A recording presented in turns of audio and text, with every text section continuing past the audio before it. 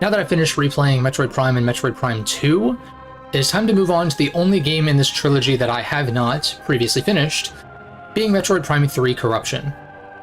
Now, it's not for necessarily lack of wanting to see it all the way through, at least out of a curiosity standpoint, but at the same time, it's also not because I necessarily got stuck at a certain part or anything like that. It was more so just sort of a gradual waning interest in playing the game, you know, as I was going through it most recently. And that's for a number of reasons. Not really, I don't know, mostly one particular reason, but a number of other things kind of contribute, and we can talk about that, and I've talked about it some in my recent playthroughs of 1 and 2, but I kind of want to give this game like sort of a fresh perspective, you know, kind of give it another fresh chance, since the last time I played it would have been a couple years ago, when I think I tried to double back and finish my most recent playthrough that I was maybe a third of the way through on or something like that. But then also based on my level of efficiency in Prime 2 compared to my first playthrough of Prime 2, it could just be that I jump into it now and I'm, you know, more proficient at this style of game, and I end up, you know, not wasting as much time with the backtracking and stuff like that, etc. and so on. But that said, I think there are some design elements in Prime 3 that I am not a big fan of, even if ideally those things don't hinder me from seeing it all the way through this time. Cryostasis shutdown complete. Vital signs stable. Activating various. Because I do think that Prime 3 has a lot of cool elements. It does. It's not like this game is completely without merit. It's just, I just think it's, in my opinion, as of now, just starting this fresh playthrough for the first time in a while. Also, this is not what we're supposed to do, right? Yeah. My perspective as of right now is that this is the weakest in the trilogy, pretty easily, and it's for a I don't know, like, if I were to boil it down to like one, not one element, but like if I were to kind of define it, it's what a lot of Part 3s have suffered with in series like this that start off a little bit more niche. Primary examples of which being BioShock and Mass Effect, where I feel like the third entries of those game series kind of, in certain ways, like, not that they don't have merit again, like, but it's more so I feel like those games lose some of what made the first two games special in some sense. Or rather, they kind of try to branch into and sort of be something that they previously weren't. That being a more mainstream shooter. Right, and it's not just because of that. It's not just because of that in any of those cases. And in fact, Mass Effect 3, I quite like in a lot of ways, at least prior to like maybe the final act or so. There's a lot of strong elements to that game. But I find it to be still kind of an apt comparison point, where like the first two entries, and more so I guess BioShock's case, kind of like first-person, more exploration-driven shooters that are more so moody and kind of focus on the isolation and stuff like that, and then the third entry is kind of, again, branching into trying to capitalize on like what Halo and Call of Duty were at the time. You know, not necessarily anything wrong with that inherently. I don't have a whole lot of experience with either of those series, to be honest. Which is maybe part of the reason why these entries that feel like they're aping some of those mechanics and sensibilities, I think it's part of the reason why this game loses me after a certain point. But it's not that it can't have those elements of like this grander space adventure with NPCs and stuff like that. It's more so that I feel like in particular the level design here suffers. And I don't necessarily know that it's in relation to these other facets or not. I think you could have a game with these types of elements that Prime 3 introduces, but retain the same quality of level design. I just don't think that this game does. And it's unfortunate because Metroidvanias, you know, as much of a Metroidvania as the Prime games are, which, you know, they're more linear and stuff like that. They're more, you know, Zelda dungeon, like Zelda puzzle box dungeon-esque, right? Than they are true open Metroidvanias.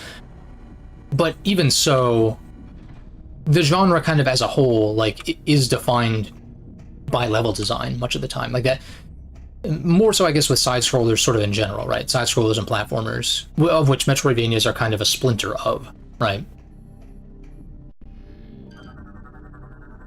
So we'll kind of get into it as we go. I should have this memorized by this point, but we'll just... What was it? It's a bunch of odd numbers in a 6. Yeah, 1, 3, 5, 7, 6.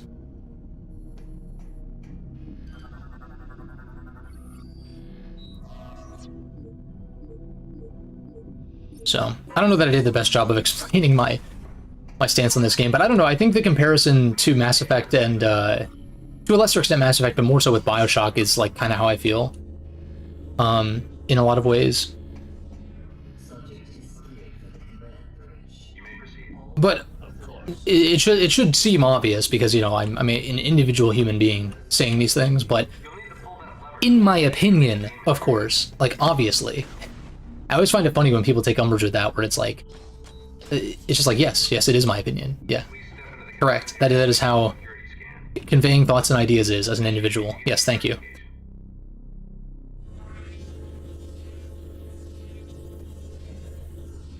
DNA verified. Registration number 13576. Identified as bounty hunter Samus Aran. Preparing biohazard scan. Please approach the scan terminal.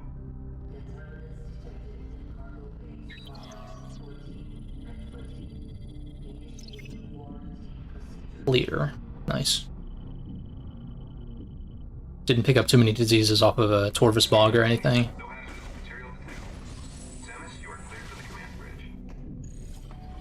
Yeah, another one of these. This new version of Prime Hack is nice. I feel like this is updated from the last time that I played these games in full, in that you just hold the W key, or like the forward key, to activate those like levers and stuff like that, which is nice, because those are kind of some of the, I don't know, I don't want to say frustrating, but just kind of like an unnecessary motion control element, whereas in previous games you would just scan something to activate it. Here it's like you scan it and then you have to go physically move a lever, which, like, fine, I'm cool with diegetic UI and stuff like that, like, oh, a handprint, okay, cool. But I just feel like it kind of adds extra steps that don't necessarily need to be there. But it was more so because it was surprisingly clunky, in my experience with older versions of Prime Hack. Not so much here, though.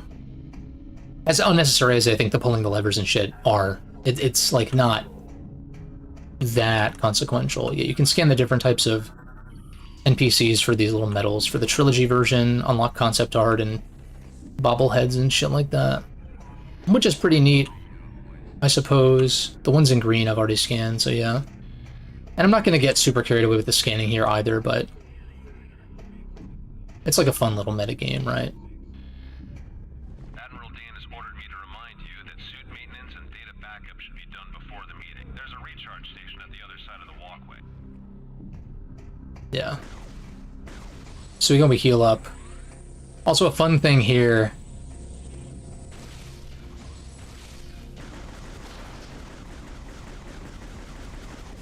Is you can use the deflected beam shots to destroy these, which is kind of fun.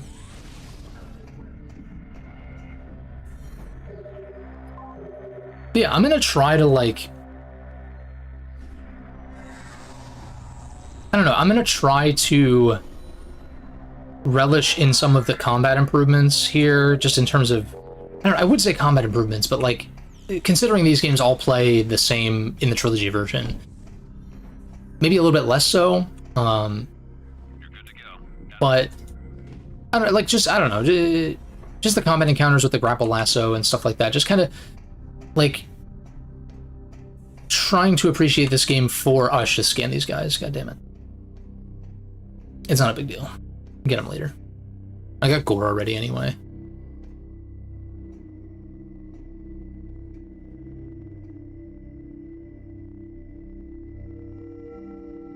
Andreda, enough.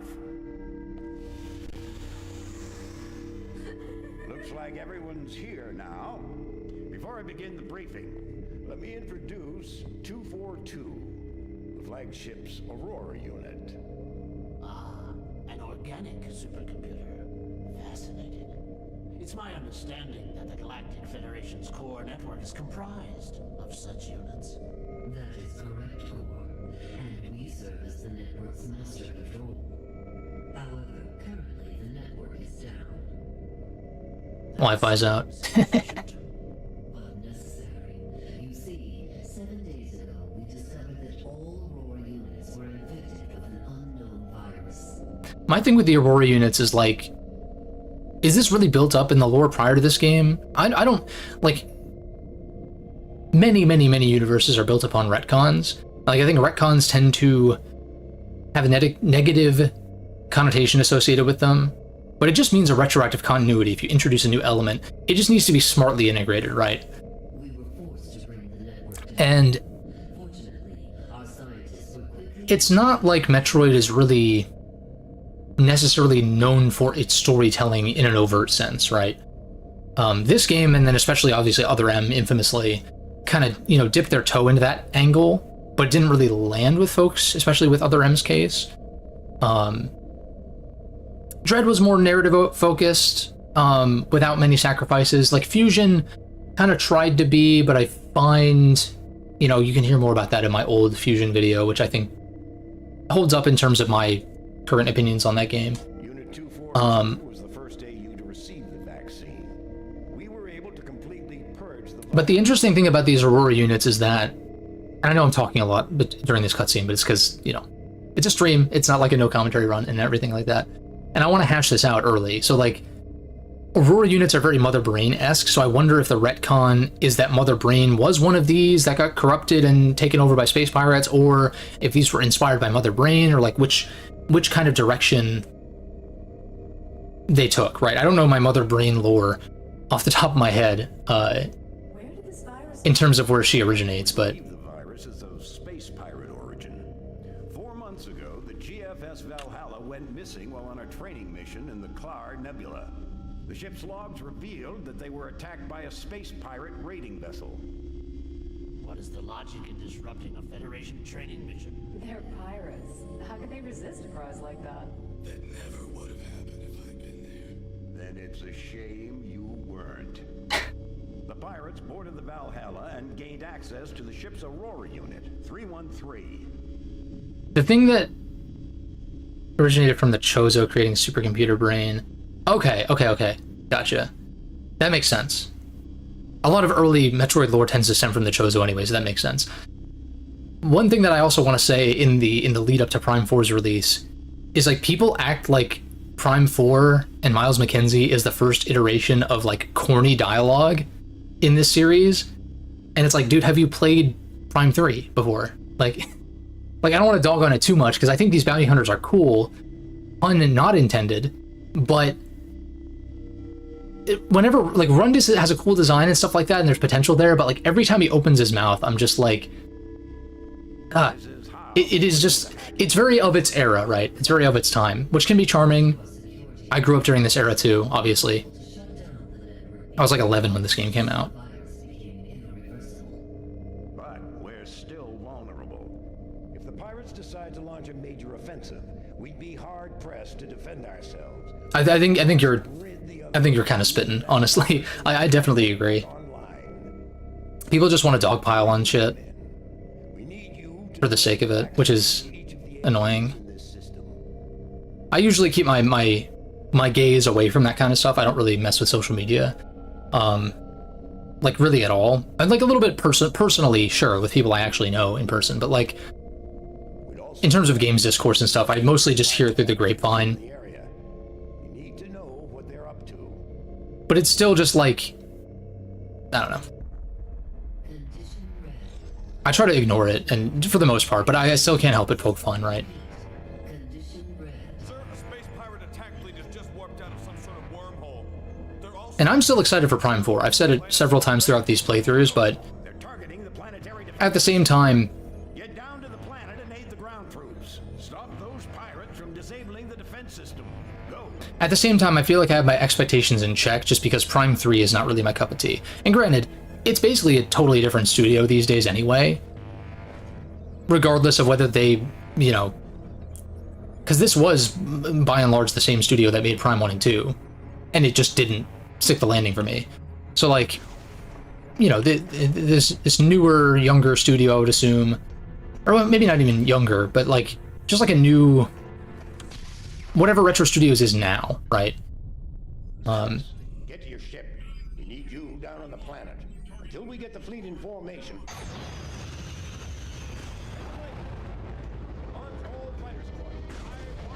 Yeah, I'm just excited for a Metroid Prime like anything at this point, you know?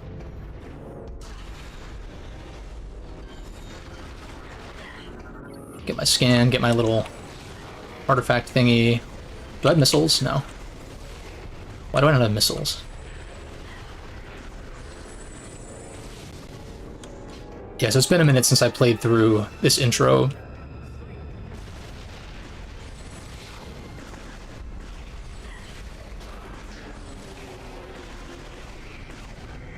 Nice. Like the set pieces in this game are cool. The thing is that Metroid isn't really like, I don't know, I feel like I feel like this game tries too hard to be Halo. And again, that's not like a dig at Halo, it's just more like Metroid is not Halo though, you know? And that adds up, like, for the era, you know? The Wii was, you know, hugely popular and all of that. So trying to garner, like, you know, that, more of that casual audience that was jumping on at the time and stuff like that. So, yeah, making your first-person shooter franchise more bombastic and focused on the first-person shooting than the exploration makes sense, but... Yeah, that's true. They got all the, like, old Halo devs for Prime 4. But it does seem like in the marketing, as not great as the marketing for Prime 4 has been, in my opinion. I'm still excited for it, of course, because I know what I'm getting into, but it's more like, what's it called?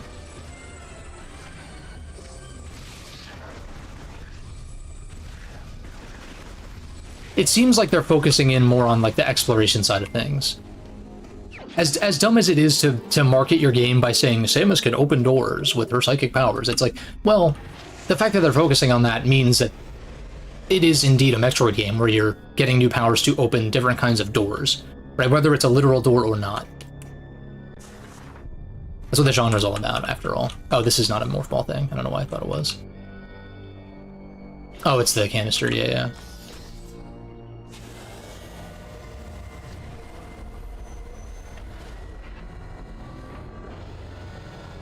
But yeah, I don't really have a problem with more narrative elements in Metroid. Inherently. I think it's so funny that this always makes me kind of laugh because it's like this dramatic music and you just have these like tiny little bug guys kind of moving along to the music and shit. They're dancing. They're Ted dancing.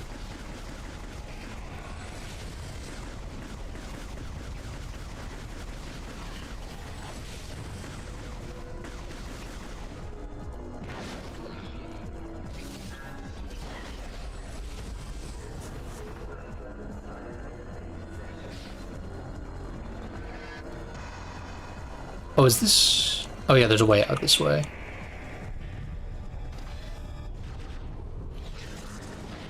There's Rundus.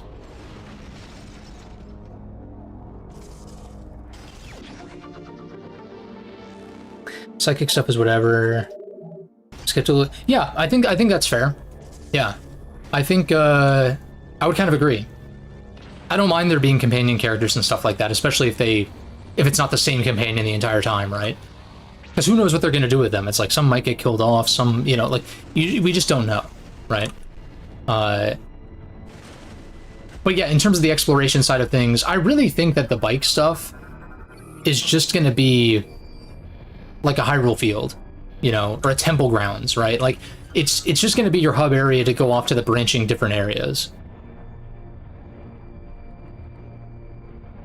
Hunter placed you in timeout. What's it called? Yeah, like, I don't know how deep necessarily the bike stuff is going to be, but I really just think it's going to be like a little hub world, and then you have your, you know, Talon Overworld equivalent, your Frindrana Drifts equivalent, and maybe multiple of them, maybe they connect outside of the hub and stuff like that too. I'd love for that to be the case, but even if it is, you know, Majora's Mask, Termina-esque, right, where you have Termina Field, and then, oh, the different dungeons on different prongs of Termina Field, right?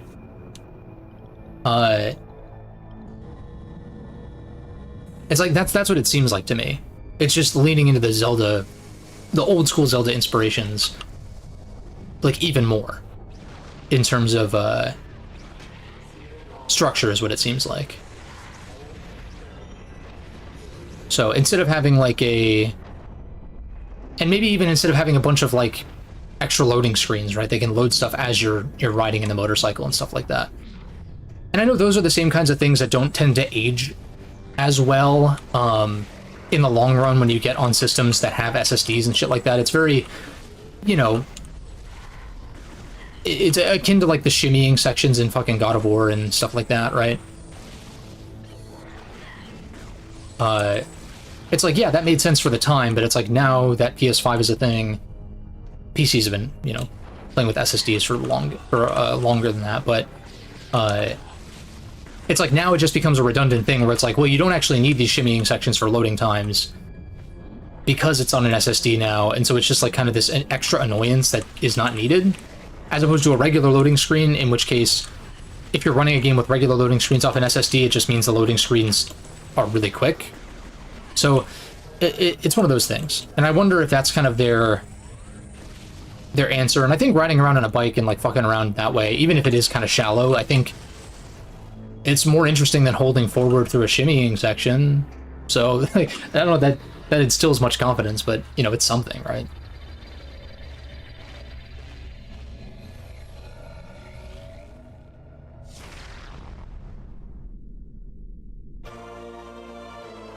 But yeah, I really think it's just going to be a Hyrule Field, Termina Field kind of thing.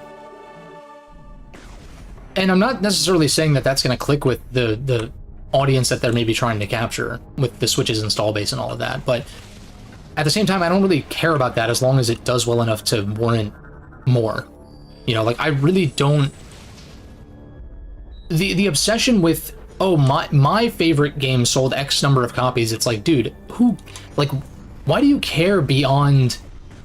Again, this is probably just, you know, engagement bait and shit, like, to a certain extent, but, like, I believe that there are at least some people who legitimately, like, hold some kind of weird, like, sense of self-worth or something behind the games that they like performing well or something, and I'm just like, I don't really care as long as we just get more stuff more frequently. You know, as long as Metroid games continue to sell well enough to get us more Metroid games, I don't care about the success about it beyond that, right?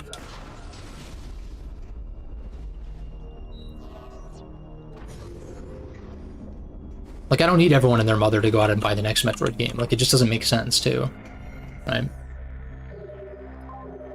At the same time, though, like, Metroidvanias are not as niche as they used to be. See, like, Hollow Knight, for an example, right? Granted, Hollow Knight, much lower barrier of entry in terms of cost, and, you know, supporting an indie dev and stuff like that, and, you know, I don't know. There's probably some other reasons that I'm not thinking of. Because the Hollow Knight games are great, in their own way, right? I'm not as fanatical about the first game as a lot of people are, but Silksong I thought was amazing. But also, like, a steep barrier to entry. That game's hard as shit. See, you know, the discourse surrounding it in a lot of ways, but yeah.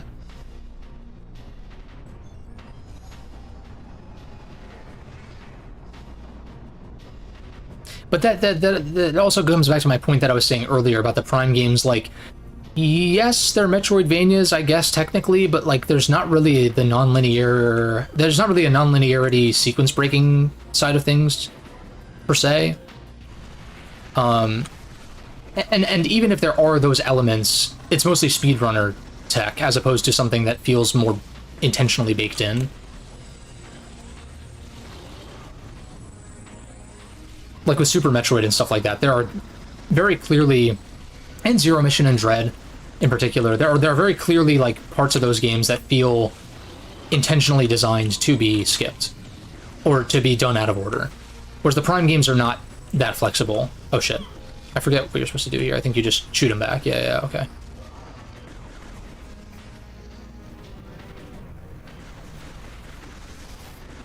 I kind of missed my opportunity.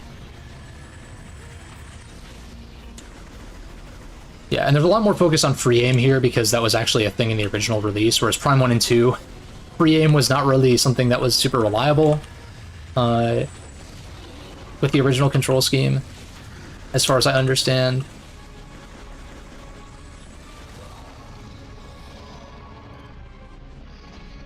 So yeah, here, like in this game, there's less of a focus on lock-on. Like if you're locking on, you're not even able to really do damage. Oh shit, I'm ass.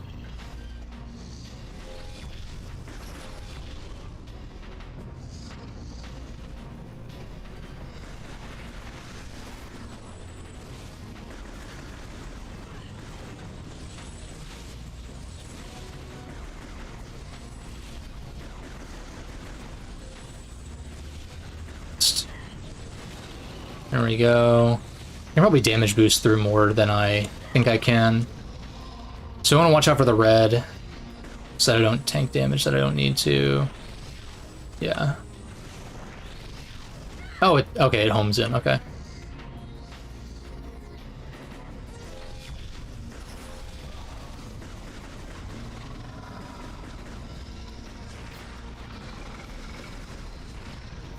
Nice.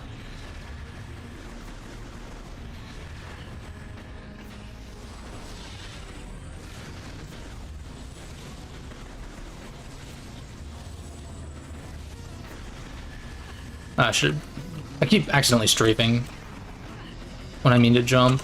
I need to stop like moving while I'm locked on. But yeah, the action in this game, like it, for better or worse, right? Like it does definitely have a more of a focus on it, right? 3D Metroidvanias like this are very, yeah, I think that's totally fair. And you don't really see very many of them either, right? Like the 3D Zeldas before Breath of the Wild were structured very similarly to the Prime games, or I guess vice versa. It's very clear that Metroid Prime, as with pretty much any 3D action adventure post 1998, took inspiration from Ocarina of Time. So it makes sense, right?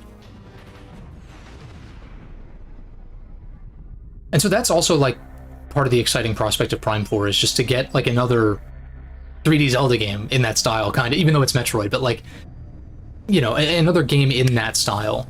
Because, yeah, you just don't see them very much. They are much more niche as well, so. And it's interesting, too, because, like, I feel like amongst the hardcores, or, like, you know, like, in terms of people who game on, like, multiple different systems, not just Nintendo, I feel like Metroid, because it's locked in Nintendo and because it's in more of a niche genre, it kind of lacks the appeal to a lot of those types of gamers, but then in the Nintendo crowd, I feel like it's a little bit too hardcore for a large swath of, like, more standard Nintendo gamers who kind of, you know, jump into Mario Kart and Animal Crossing and kind of, like, you know, not, I don't mean this as a knock, but, like, admittedly more casual types of experiences. Like, I don't mean there's not depth, I don't mean there's not, like, things to dig into, I just mean, like, more relaxed kind of, yeah, like more casual experiences, not as a knock, but just as a kind of like a statement that I think most people could agree with, right? I think Metroid is kind of intimidating to a lot of people who just stick to like Mario and Zelda and stuff like that. Maybe less so now, because like Breath of the Wild, as many problems as I have with the open world Zeldas, it's like they did attract a much wider audience, and those games are tough early on. Like, you don't have resources, you have to really focus on the survival element, which is kind of where I think those games are at their strongest, personally, but the only non-Nintendo Metroidvania... Yeah, Arkham... Yeah, that's a good point. Yeah, and Arkham Asylum is sick. That game's great.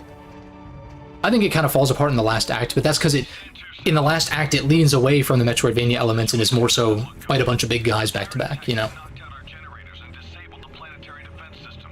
But yeah, that's a good point. I know some people point to like Darksiders as one. I've not played those games. More so Darksiders 1 and 2, I think people point to. Cannon was our only weapon capable of taking out orbiting ships. I played the Soul Reaver games, and I think Soul Reaver 1 kind of has some like Ocarina of Time-esque Metroidvania elements, but it's a little bit more guided. Like, I think you do specifically do things in a specific order, but that is kind of Metroid Prime also. Other hunters to get the generators back online and restore power to the cannon so we can repulse this assault. I'm uploading the generator coordinates Bars. to you now.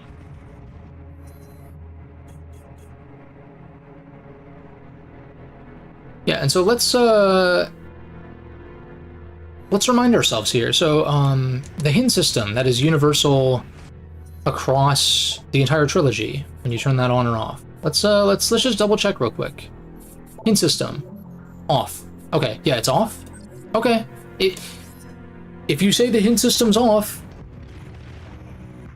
if you say so. Meanwhile, giving me hints constantly, which just drags the pacing and annoys the shit out of me. Again, really not like the most massive deal of all time, but it does get annoying, primarily once we get to the actual planets.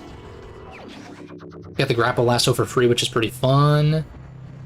I have this map to scroll wheel, which I think is kind of cool. Gotta be careful not to click in the scroll wheel because I have that mapped for missiles.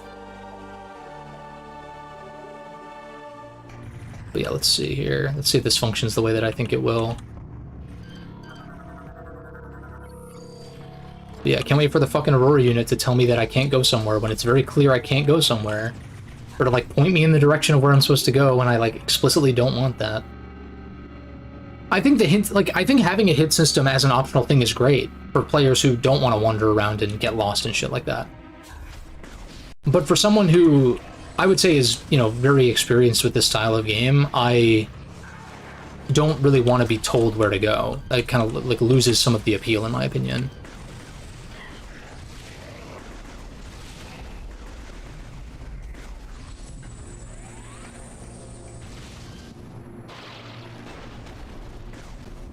That's kind of fun. I think it used to be where you would like slide the mouse up and back to do it, but that's a little funkier, I would assume, compared to this. And like this is when we come back here, right? May break if pulled hard enough.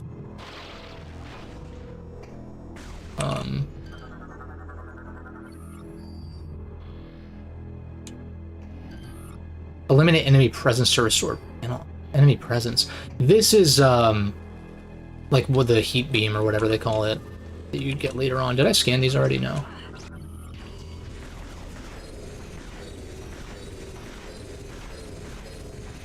Cool. Yeah, this is after you fight Gore. Yeah, welding.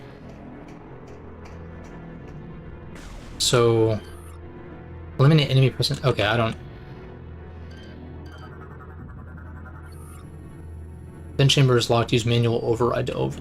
Okay, so we'll just come back later. I don't want to dawdle. It's probably best to just like go through. In fact, probably once I clear these guys, it'll let me do more. I'm ass. Okay. Maybe. Yeah, there we go. Bum bum bum bum.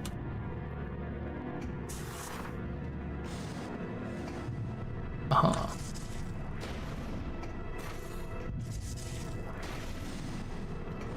Okay, so you don't even need to bomb your way up like you did in Prime 2.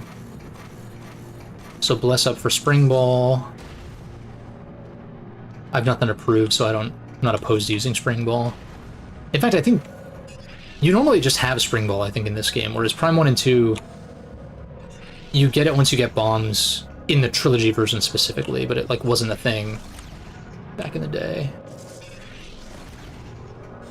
Oh, I see. I see how we're supposed to do this. I wait for this to start blowing, and I didn't wait. I don't want to wait. Shit. Nice missile expansion for free.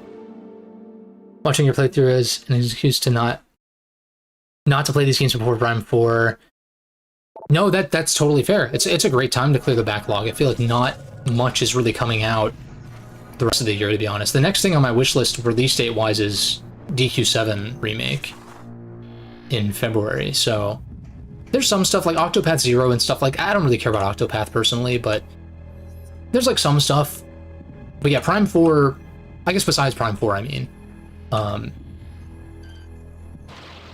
Prime 4 is kind of the only thing coming out the rest of the year that I'm interested in. So I'm also kind of dabbling with backlog stuff as well. It's honestly been a big chunk of this year for me too. There's some 2025 releases I just haven't gotten around to, but another free E-Tank. Got to stock up before get the PED suit.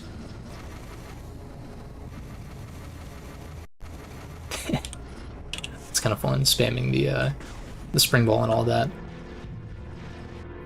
Had to finish Final Fantasy X too, then play Prime 4, and then Ninja Gaiden 4. Nice, yeah. I still haven't gotten around to Ninja Gaiden.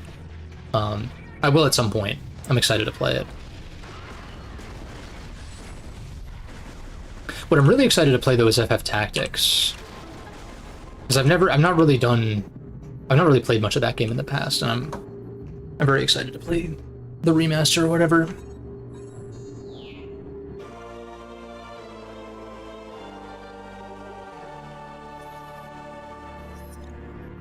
Yeah, I'm kind of jumping back and forth between lots of stuff. Like I'm playing the first Trails in the Sky, not the remake, but the original.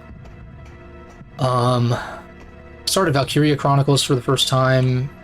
I don't know what compelled me to jump into that, in addition to Sky, because that's a lot of turn-based stuff, but well, I guess Valkyria is kind of a mix. There's like an action element there.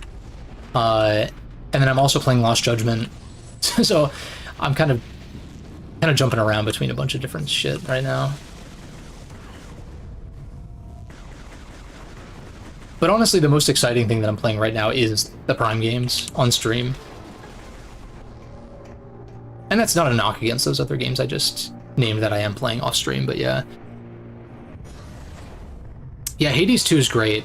I put like a good solid 25 hours into it, and I'm kind of like taking a break now. I kind of did that with the first Hades, where like I played for a while, you know, cleared my first run or whatever, and then set it down for a while. With Hades 2, I've gotten a few clears, but there's so much there, and I what's great about it being a roguelike is I feel like I can easily sort of like jump in and out of it as called for, you know?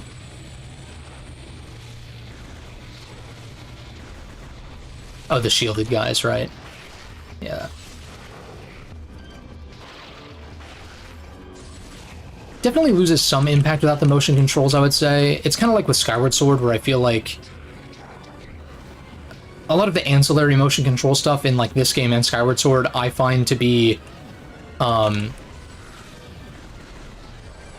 better served on controller, but I think the combat in particular loses something with just the button inputs, in my opinion. Because I actually kind of like Skyward Sword. It has issues, but it's definitely not my least favorite Zelda. It's also not my favorite Zelda either, but, you know. In fact, let me get a scan of you.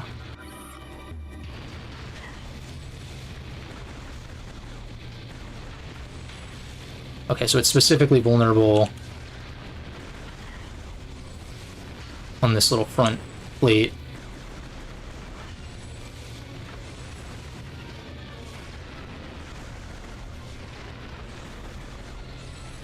Damn, lots of health, huh? What the hell is the targeting for that? Excuse me. I just had a second Thanksgiving dinner before this, so try not to get too much indigestion, right? Oh no, whatever shall we do?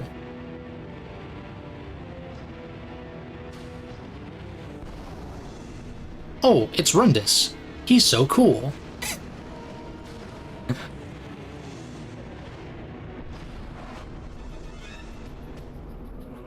These pirates are more fragile than they appear. Get it? Because he freezes things and then ice breaks. Jesus Christ, dude. The Federation is allowing all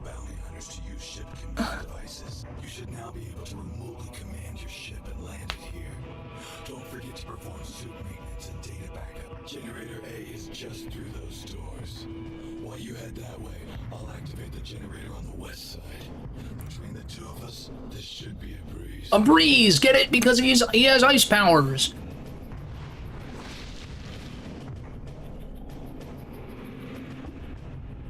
I mean, look, man, I love Frozone from The Incredibles, and so, like, Rundus is clearly an appeal to that power set, right? Which is so interesting, because The Incredibles was, what, 05? Press E. Oh, right, you have the command visor or whatever. Like, Rundus's power set's cool, it's just, like, don't act like this series has not had corny dialogue before. It literally originated here, man. Like, but you have a point, Rapid Cola, about it probably just being, like, bad actors who, like, haven't actually played the Prime games. And the thing, too, like, it's one of the... Let me gather my thoughts. Too much is happening up here right now. But, the Prime series is one of those where, like, you know, not for nothing, the game journalist types, right? Like, the people who, like, you know, play the all-time classics but don't really delve into any of the series beyond that. It's like, Prime 1 is, like, the legendary game in the zeitgeist, and so I think a lot of people play that one and then don't play the others, and then pretend like they understand what Metroid Prime is, and I'm just like, yes, it does boil down to, and it is encapsulated by that first game, which is excellent. I love the first Metroid Prime. But at the same time, like, we can't just ignore various evolutions and even missteps that occur with sequels and stuff like that. And I think that it just, I don't know, it creates a disingenuous kind of conversation. In a lot of ways, right? It's the same way where, like, you know, 20 years ago, how Mega Man 2 was, like, the greatest Mega Man game ever, and nothing could surpass it or whatever, when literally it was surpassed on the NES, in my opinion. And shit like that. Like, that conversation's changed since then. But it's, like, you know, people play one entry in the series, it becomes their favorite, and then, you know, they don't really dabble much outside of that. And I'm not saying that there aren't people who hold certain games in high regard that haven't played the other games in the series, but I've always found it a weird argument to say that just because something was first, whether it's the first thing to exist in that style or the first thing that I've played in that style, that alone is reason for it to be the best one. I always find that strange. It's like, well, what about sequels that literally expand and improve on what the original found? Like, does that not have merit in its own way, right? Like, I always find that strange. Always. But that's also coming from someone who, like, with rare exception, doesn't... Like, I don't consider the first game in most series to be my favorite. There's a few exceptions, depending, right? Like, at least for the longest time, Sonic Adventure 2 is my favorite Sonic game, and it's still one of, right? Of course. And part of that has to do with nostalgia and stuff like that, but I'm not going to sit here and say, oh, it was my first one, so therefore it is my favorite. It's like, I find that such a strange thing, and that's to come back to Metroid Prime and say, like, well, just because Metroid Prime, as excellent of a game as that first game is, just because it did a lot of these things first, because it's the first in the series, doesn't, again, necessarily mean that inherently makes it the best one because of that. I just, yeah. Samus, are you reading me? Something big is happening up here. What in the name of... But yeah, that's a big rambly, a big rambly way of saying that, like,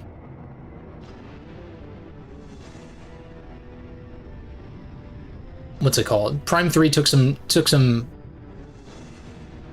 I don't know, like, would you say Prime 3 experimented more than 2? Because I feel like 2 experimented a lot. And I think it mostly paid off, because I think Prime 2 is a fantastic game.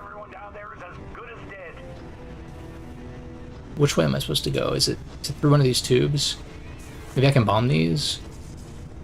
No, okay. Maybe the entrance opened up over here then.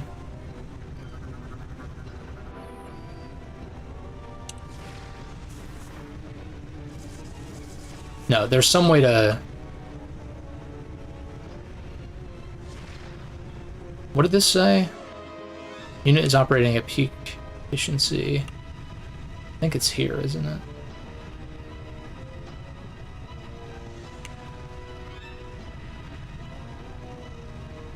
Am I being dumb?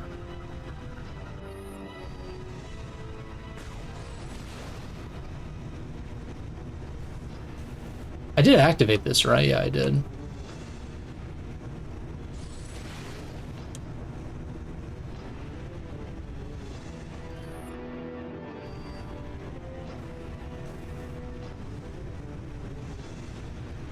I could have sworn you just enter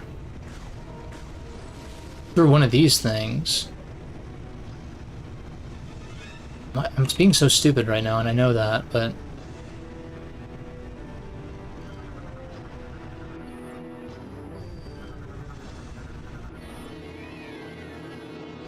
All three rails are in place.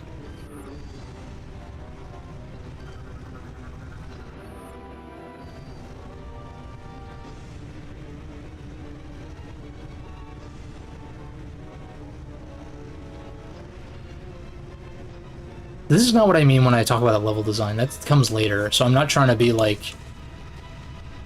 I'm being very stupid right now, and I just can't seem to...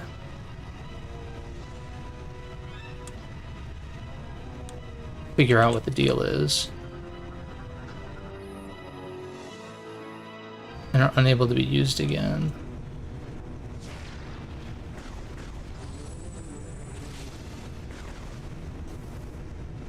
What the hell am I missing? Unit is operating at peak efficiency. Do I just leave? Doesn't seem right, but maybe it is. I think maybe we come back through. Yeah, okay. So I was being stupid, but not in the way that I thought I was.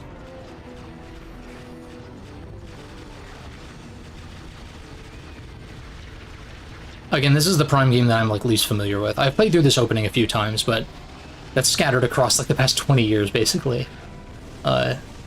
So.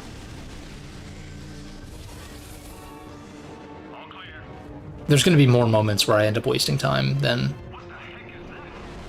even in Prime 2. Oh, yeah.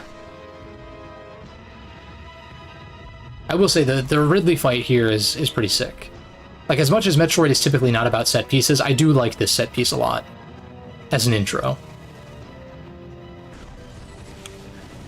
Oh shit, you've got a shield, but I kind of shot you on the side. Oh, or you got him. Nice job.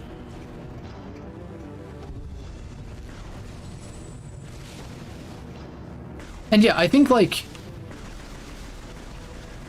I think it'll be nice to have more, like, actual characters in Metroid, right? Again, I'm not necessarily saying I want them chatting in your ear the whole time, and whether or not Prime 4 is that, whatever, it's gonna be what's gonna be, right? I'm down for them to experiment if it means, potentially learning lessons here and there about what works, what didn't, all that. And hopefully we get a Prime 5 much sooner than we did, Prime 4 from Prime 3, right?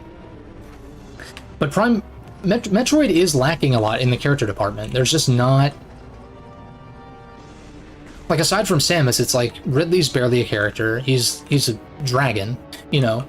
Like, he's supposed to be highly intelligent, but he doesn't speak, right? And so, like, Silux's potential as a villain, these Federation troopers' potential in whatever regards, right?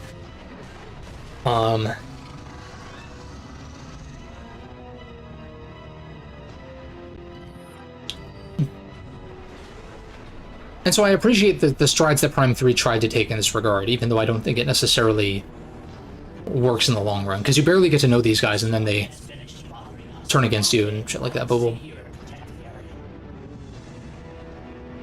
Ferdinand, is that you? I will protect this area. Proceed quickly. Generator C. And reactivate the defense system before we're all vaporized. Go on. Get out of here. Dude has a voice modulator built into his suit.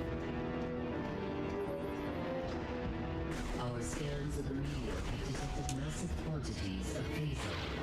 It could be some sort of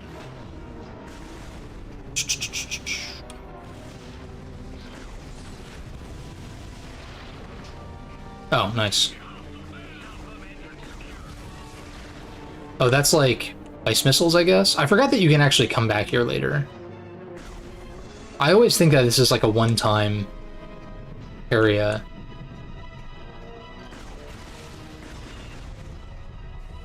And maybe it should have been, considering how it's designed, right? Yeah, buddy. Finished up Prime 2 last time. Emperor Ing took his first death off me in this streaming series, unfortunately. Took me 2 tries on Emperor Ing and 2 tries on Dark Samus, because I am bad.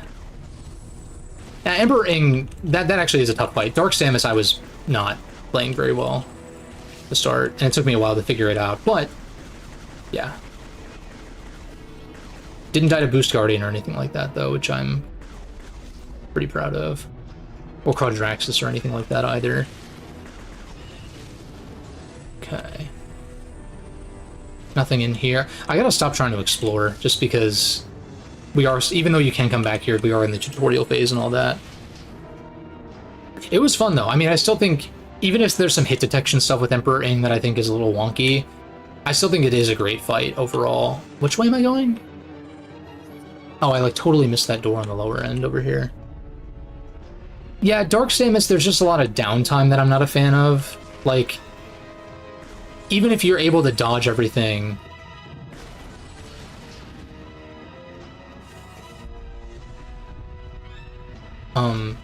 Okay, I guess we have to go around this way. Even if, once you get the hang of dodging everything, it's like you still have to wait for her to shoot the phazon stuff out. It's like a little...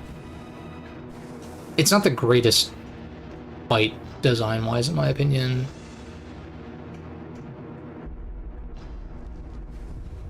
I feel like I'm definitely missing something. There's like there must be a morph ball something or other somewhere. Yeah, that's true. Yeah, the Ember Ink fight is pretty hot, pretty hype, and there's like a lot of different ways to tackle it too, in terms of, you know, do you use Seeker missiles, do you use Annihilator Beam? It's like there's different. I like the flexibility of that fight. So look, what's going on here? I can't scan the glass, so it has to be something pumped through here, like this tube. I'm just going to keep my scan visor up so I can see what's up. This tunnel... There's got to be an entrance down here, right? Once again, I feel like I'm being dumb as shit. And... Okay, yeah, I already shot this with the missile head on.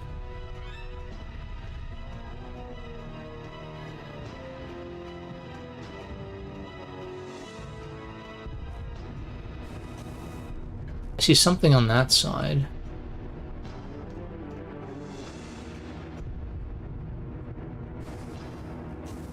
Okay. Yeah, I was being very stupid. It's all good, though.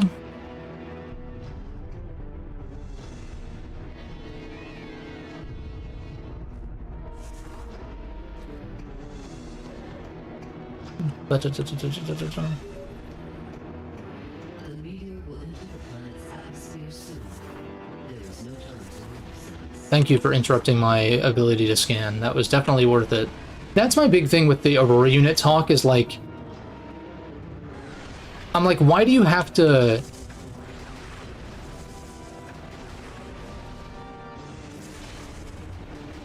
Oh, right, you bomb his mouth. That's right. I'm like, it's one thing to be talking in your ear, but it, like, literally interrupts your ability to interact with shit. Because you have to click through the dialogue. It's so... That particular element's so poorly designed, I don't like it.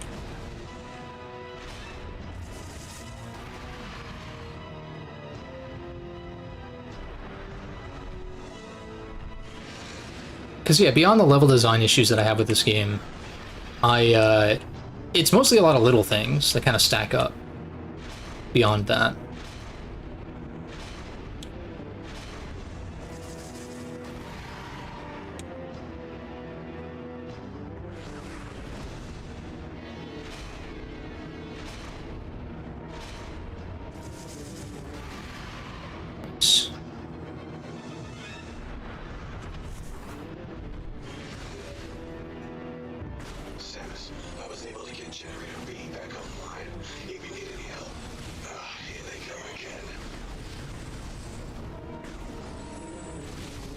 We can make a save, sure, why not? Yeah, and yeah, that's true. And hyper mode, we talked about that during Prime 2. About like the game being too like hyper mode is super OP, and yet the game wants you to be using it.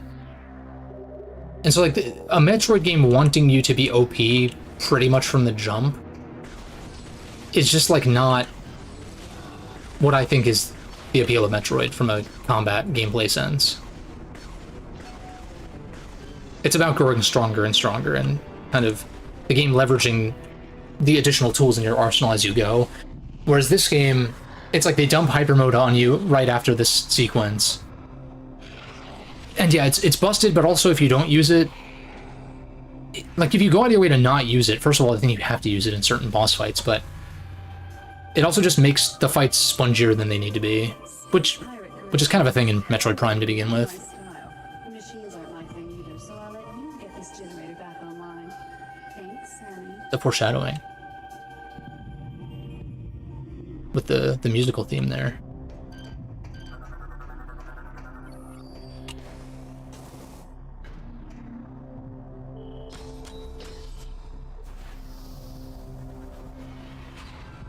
All right, this is one where I think you have to go through the tubes. I think I was getting confused earlier. But yeah, many of my criticisms of this game really don't apply to this opening sequence. I think it's a solid little tutorial area with a cool, like, you know, lots of hype set piece. Like, it's just a big hype set piece kind of thing. And so yeah, I actually quite like this opening, even though I'm being dumb as a rock in terms of finding the way to go sometimes. The meteor has failed. You must hurry.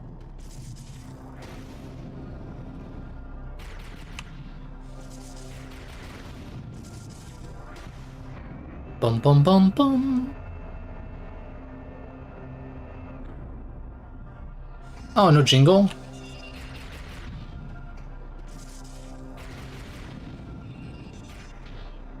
No boost ball.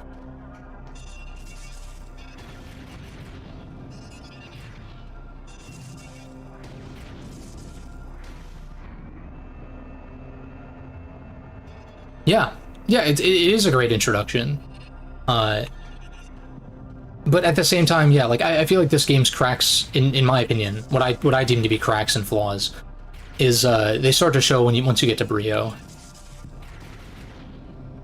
And especially so once you start to bounce between Brio and Alicia, I just like... Oh! How did I miss one? Wait a second.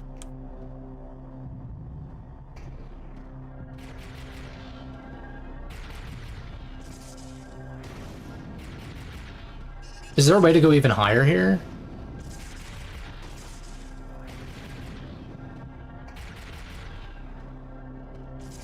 I must have missed an activator somehow. Huh. Okay, well, I'll just take the void out, I guess. And go through it again. I must have just skipped right over one. Yeah, I got that one. Oh, I see this one here. Oh, I just didn't go left. Okay, that's what I was missing. Whoopsies. First thing you're taught in Metroid, go left. And I didn't do it. Do I still consider Prime 3 a good game? I definitely don't think it's a bad game.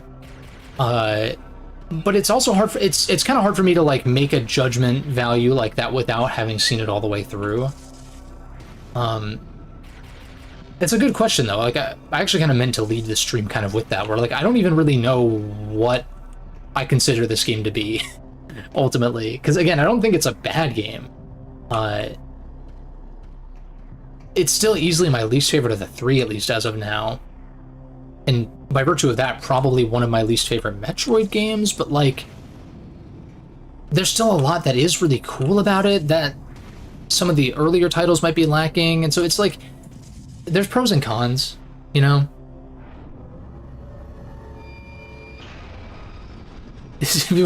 Well, yeah, I was kind of making fun of people earlier about like Prime 4 is not the first game to have corny dialogue to some capacity, right?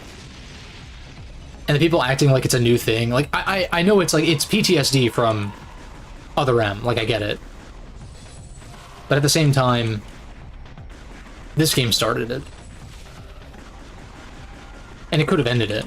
But so I guess, like, that's, I get it. I get the trepidation, but, like, the immediate judgment value, like, value judgment shit with Prime 4 off of, like, just an early preview is, like, I don't know. I'll say it again, though, too, because this is probably going to get more attention than some of my other, it's probably going to get more attention than some of my other streams, where if Prime 4 ends up not sticking the landing because of the chatty NPCs, then, like, okay, like, I'm not putting any stock in that necessarily. Like, it's going to be what it's going to be, right? And we're going to feel about, people are going to feel about it differently depending on, you know, where your values lie and, you know, what you're looking for and how much you're willing to forgive it for other positives the game might have, right? So it's one of those things where it's like, if I'm wrong, it's like, oh no, I was wrong. It's almost like I'm a human being that can be wrong, and it's okay to be wrong, and you learn from that, and you grow, and you become a better person. Oh no, whatever shall I do? You know, like, I just feel like the way social media has people perceiving reality, in some sense, is that being wrong is like is something that you should try to avoid or whatever. And it's like, yeah, you don't want to purposefully be wrong per se, but then it's also like, well, what does wrong mean in this context? And then, like, also, like I was saying, being wrong is just like a part of being a human, even though what you see on social media is most people's best moments, or worst. It's usually best or worst, but, you know, the things that people are presenting themselves tend to be their best moments. And so it's just not like a realistic depiction of reality, you know? Not saying that I'm the best example either, but it's more just like, I've made a lot of mistakes, you know, in my time. Mostly that have, and I say that mostly in terms of mistakes that have affected me, personally, right? Like, I've made mistakes that have made my life harder in some ways that it didn't necessarily have to be. And, at the same time, I've been very fortunate. I know I'm waxing poetic during this, like, hype sequence and stuff like that, but, yeah, I don't know. It's just like, I'm again, there's this curiosity of mine to want to see what Prime 4 is before judging it.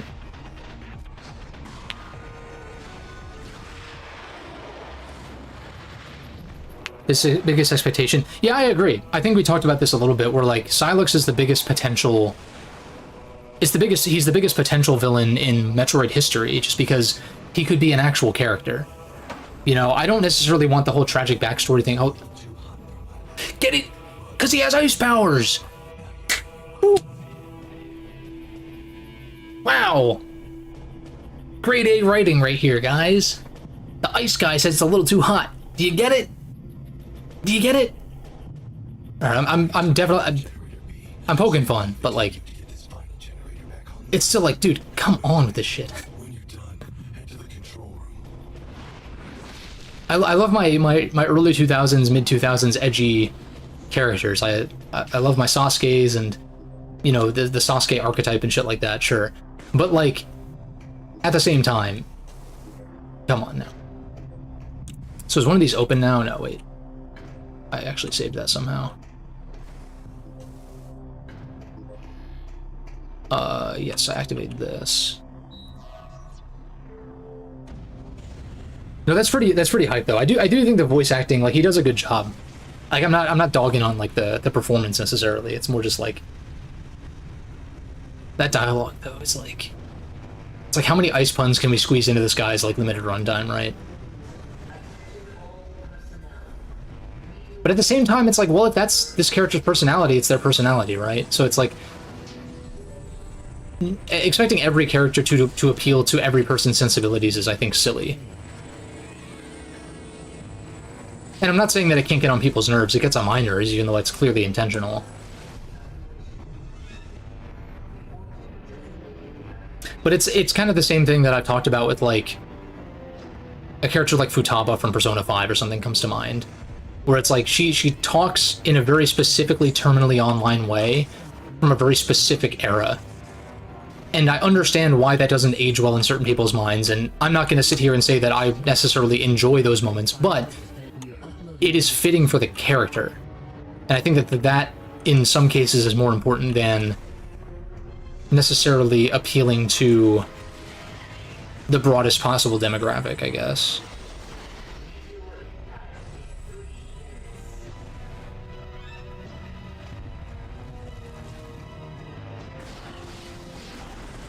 Do you actually die if you wait 3 minutes? Because we don't have an actual timer.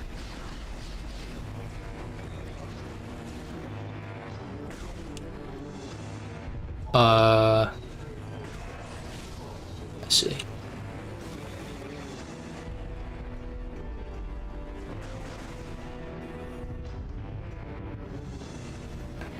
And that said, Persona 5's characters in general are kind of tropey anyway. So it's like,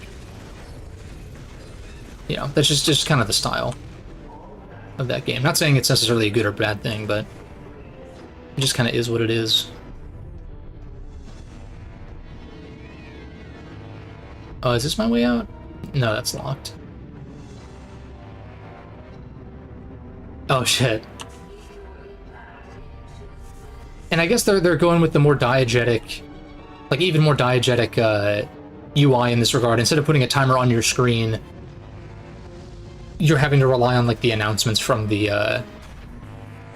announcer, or whatever you want to call it. We were about to leave you behind.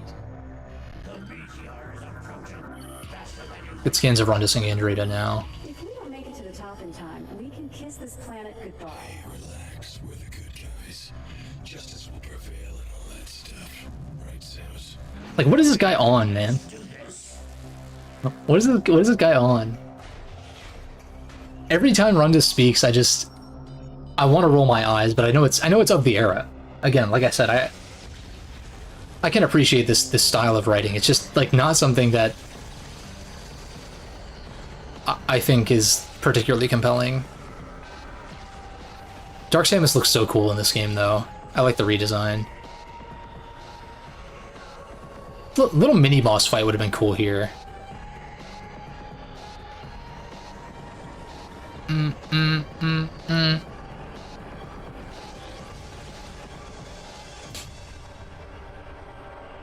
Too busy grooving to the Dark Samus theme. Bum bum bum ba dum bum bum ba da dum bum bum ba dum bum bum. Good old Prime 2 OST. All nostalgic over Prime 2, and I just finished playing it like 2 days ago. What a game, though. What a game.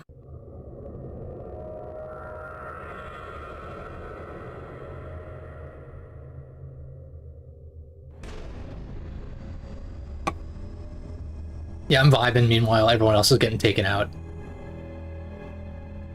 Ooh. Looking all grainy there. These pre-rendered Wii cutscenes at 480p on my 1440p monitor. I'm like, I can count the pixels. Like, quite literally. I can literally see them. Not that it's the biggest deal, but it can feel a little bit jarring. Because then you get back to this and it looks fucking amazing.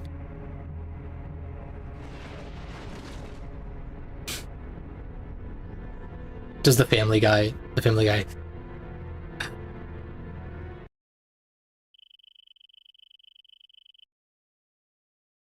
One month later. Can you hear me, Samus?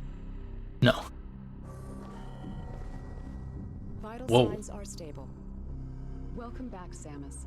You've been asleep for quite some time. A month, to be exact. We feared we'd lost you. It's funny she puts her arm cannon up when you look up. Thanks to your great work, Norian is now safe.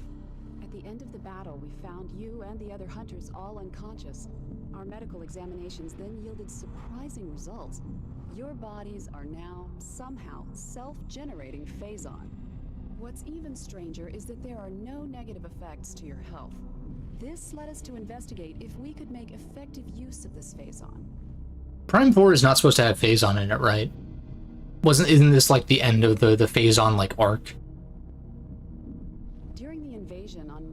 Because you destroy Phase at the end, I think. Powerful troopers in So that would the make sense. They were wearing what we call phase-on enhancement devices, or PEDs.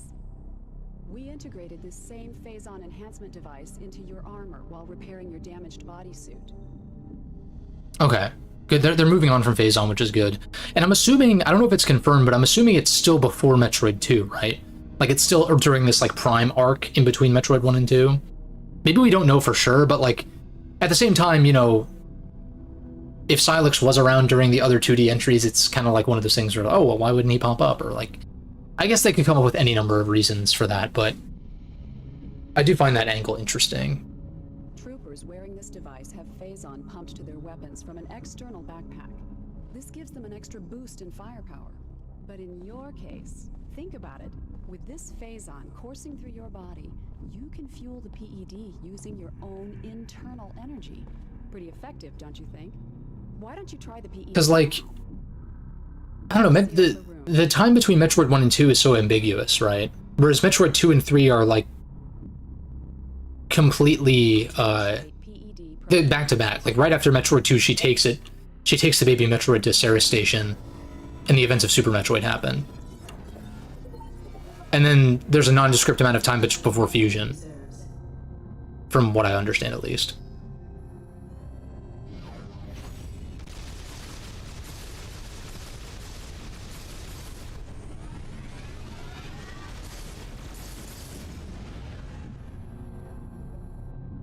Yeah, so you spend an energy tank to enter it.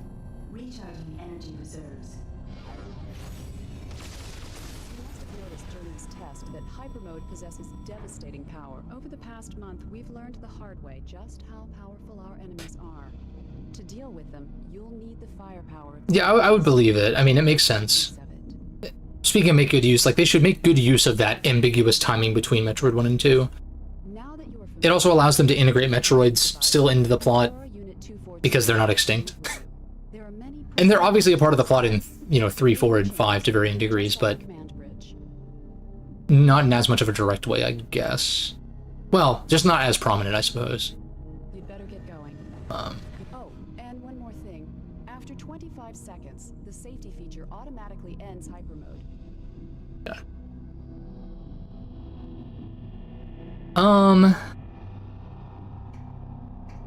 Yeah, well, Ridley being able to, like, come back from the dead, I think that's just one of those things that you kind of have to suspend your disbelief for, to a certain extent. But isn't he, like, he's less mechanized than standard Meta Ridley, so I think the idea is that he was kind of recovering from his mechanized form, or in the process of it, and by the time you reach Super Metroid, he's shed all of his metallic parts. It requires some mental gymnastics, I think, but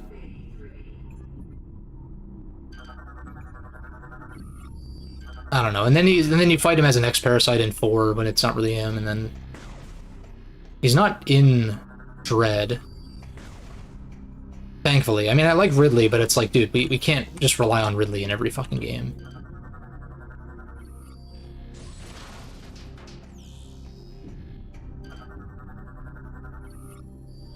Really hoping they would make Silex the reason the Galactic Federation deemed Metroid as a galactic-level threat.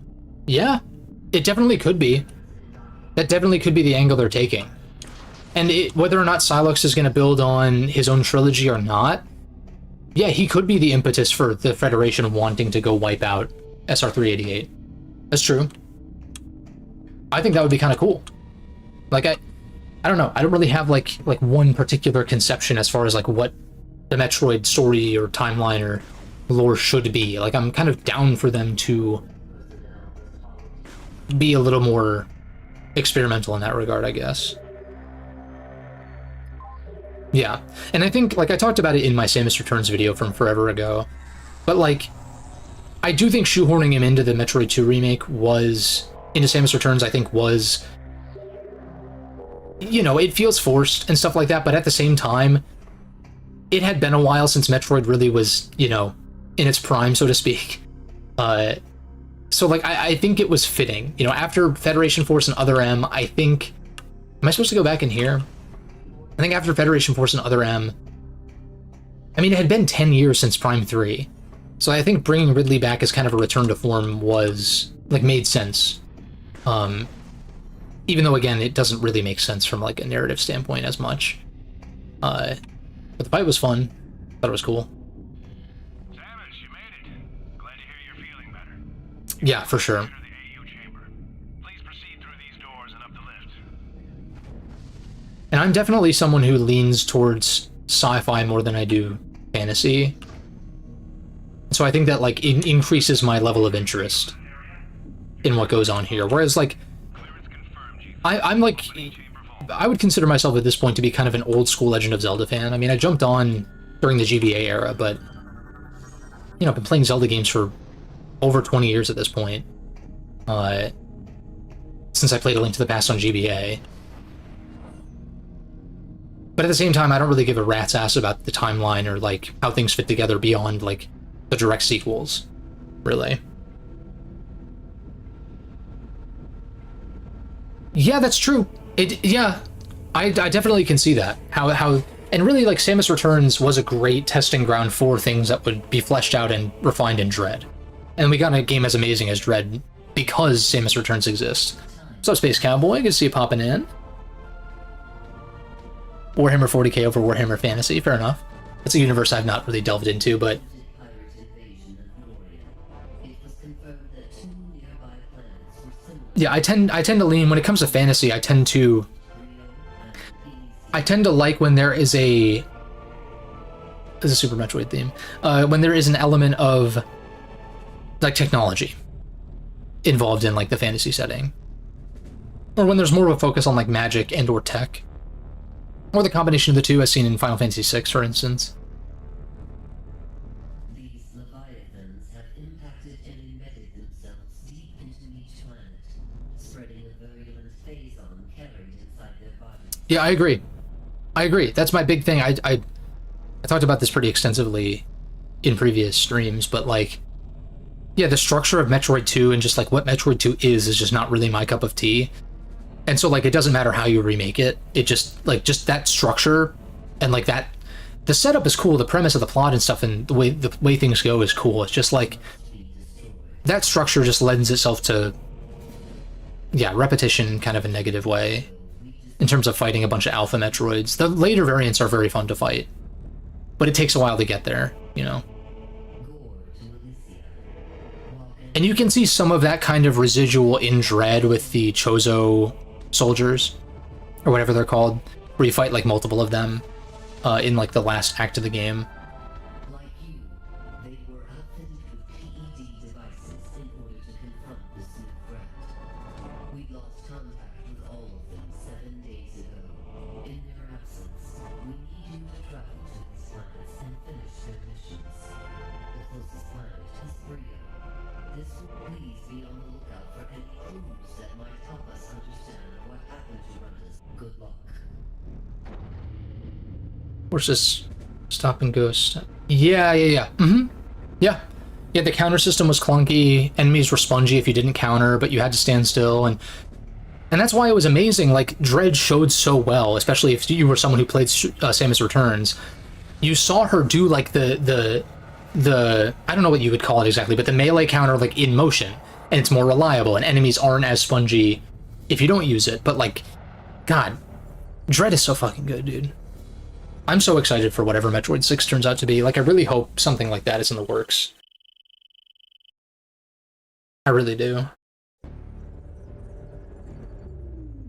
Samus, the fleet is now moving to the rendezvous location. We will no longer be able to dock with us from this point forward. Rest assured, we will keep communicating. Good luck on Brio. Brio? Is that some kind of cheese?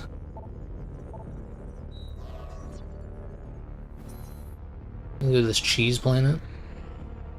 Yeah, the unfortunate thing is it tells you can go to Elysia, but then you're, like, hard locked not too long after. Like, you can't really do much. So it's weird that they let you go there, you know? Whereas, like, Prime 1 is, like, one cohesive world a la Super Metroid in that way. And I've kind of, like, criticized the comparisons between Super Metroid and Metroid Prime. It's, yeah, there's inspiration, obviously, because Super Metroid was, like, the most recent Metroid game prior to Prime. So like, no shit, it took inspiration, but like, it's one integrated world, you can't go somewhere without an upgrade, blah blah blah. Whereas like Prime 2, it doesn't let you go to Torvis before going to Aegon, because you wouldn't be able to do shit anyway. Whereas here, this is like the smallest of small criticisms, but like the fact that it lets you go to Elysia and waste your time there for no reason is like very strange. Galactic Federation was after Samus at the end of Fusion. I think they were just going to try to destroy the BSL station, because they picked up Metroid signatures or something like that, or Adam was feeding that information back to them. But I don't know that they were necessarily hunting her down per se, but she did pick up this trace on ZDR on her own, I think. I don't think she was conscripted by the Federation to do that. I'm a little rusty on my 2D Metroid story and lore stuff, so I might be wrong.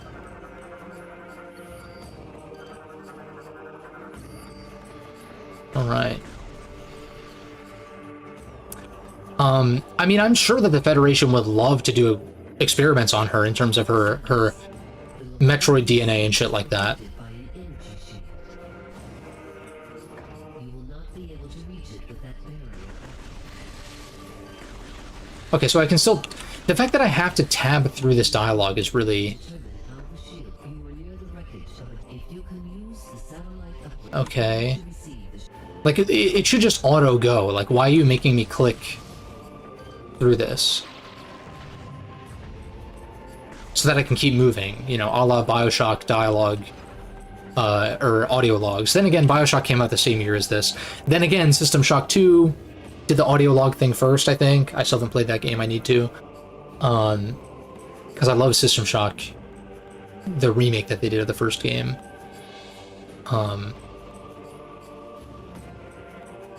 But yeah, it's just like strange design decisions here. And contrary to Prime 2, where I think they stick the landing a lot in that game, I just don't think they stick the landing as much here in terms of what they experimented with and tried to go for. But that's okay. You know, we all take missteps every now and again. It's just a shame that, you know, that resulted in... Well, I don't want to say resulted in, but like... It's a shame that it took 18 years to get a new one.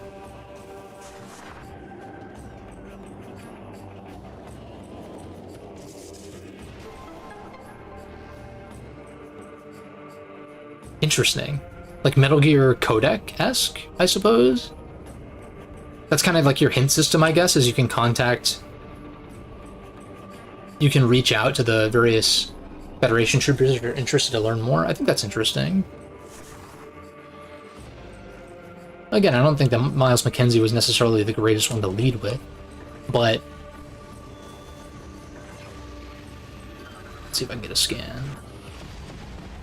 Oh shit. Can I open this one? Oh, no, wait. Oh, it's just this one for now, I think. Yeah. Okay.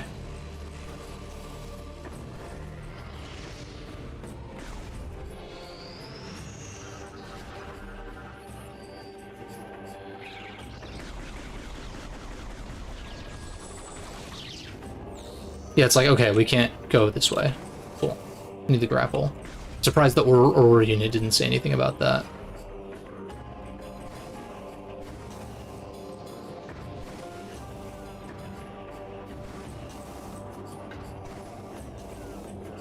Ah, this is the way to activate the second one, right? Yeah.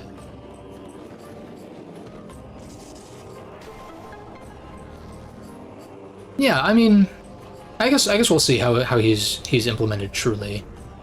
Again, I've more or less sort of... I popped into a couple of the people's preview videos, but like I didn't watch the whole thing, and I, you know, kind of want to make my own judgments. I've been a Metroid fan for a long time at this point, and so, you know, I want to, I want my opinions to be my own, you know, and they will be regardless. It's just like, I talked about this with Space Cowboy recently on Discord about how like the franchises and series that I am most into, I like specifically don't watch content on them in a lot of cases. But that's just me. Can I get a scan? What the hell is going on here?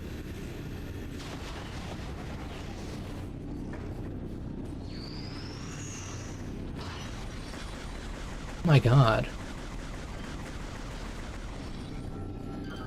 Yeah, I was like, what was going on with the scan here?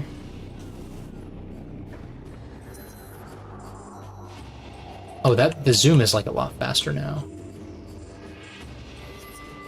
Okay, so I want to go this way. There's the grapple lasso target that we can use to pull down that platform as like a little shortcut thingy. Right. But then I actually do want to go this way, I think.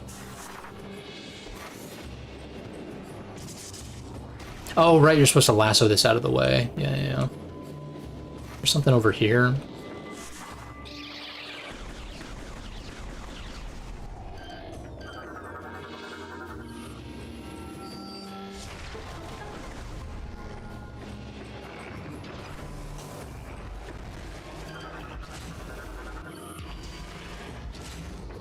That's hyper mode, so we can do that.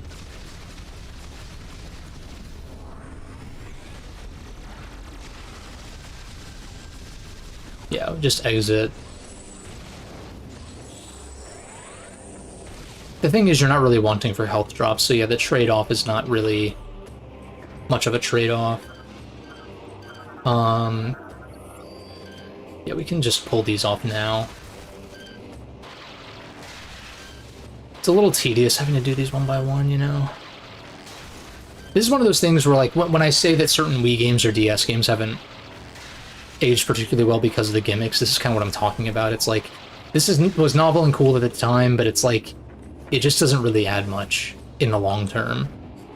IMO.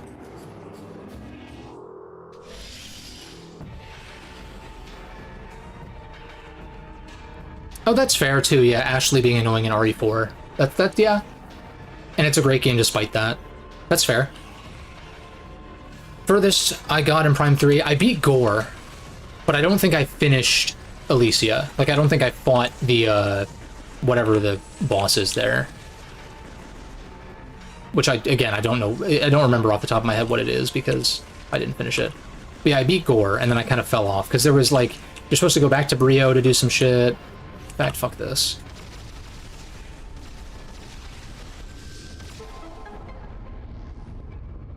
And in fact, can't I just exit hyper mode by holding R again, as long as I'm not, like, overcharged?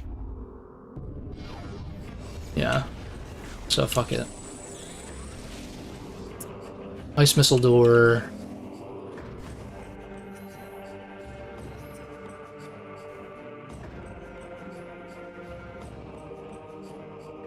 Oh, I'm sure, yeah. I'm sure there's some cool fights. I know Gandreda is a lot of people's favorites in terms of the battles. And I believe it. I would believe it, because the rival fights are cool. Like, Rundus' fight is pretty sick. It's just such a shame that they kind of exhaust it so early. Because it's just kind of an easy fight, you know? Yeah, so grapple point. I'm not even sure how much I can really do here. I think this is the way we get grapple, but... Because it's like those bugs that, like, pick you up. Right?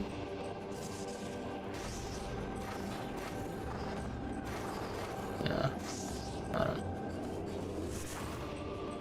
Go this way, grapple, lasso this, I'm ass. Oh. No, we get the grapple beam, like, just right now. Cool.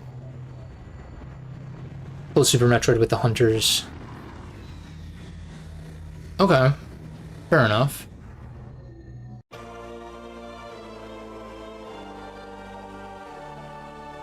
Yeah. Yeah, that's true. That's a good point. So this missile tank, is that something I can get now? Unclear. I don't really care enough to, like, bother with it right now anyway. Also, it's nice you start with space jump. It's like I said in the previous two Prime games, it's like, the game doesn't really start, in my opinion, until you get space jump, kinda. That's kind of like a core upgrade.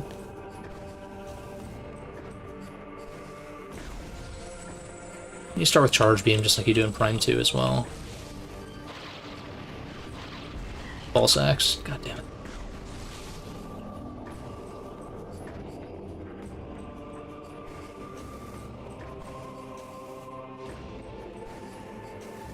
Yeah, I guess I gotta keep in mind I can shoot while I'm grappling, I think. Yeah. I always forget that's a thing, because I don't think it's a thing in the previous games. It's an ice missile door, can't do anything about that now. Go this way. Spring Ball feels nice and smooth, though, I will say.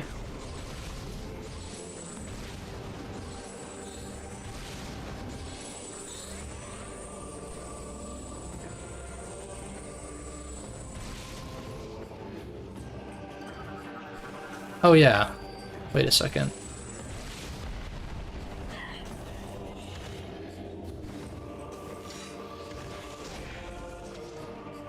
What does this do for me? Oh, it gives me a missile expansion. Sick. Bum bum bum bum bum bum.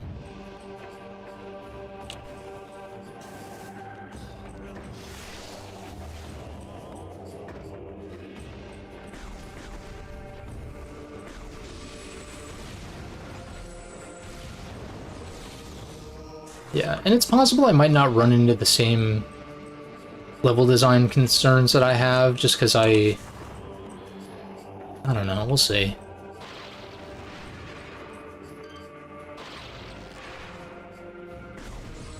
Right, and then we grapple this out, and it breaks. We don't get anything for that. Okay, for some reason I thought we would. Jump in here, check out the right side. Although we can double back to the other side of that chasm. What? This did this in Prime 2 as well. There's like a certain button combination that's causing it to think I want to close the game. Toggle full screen, there we go. It's very strange.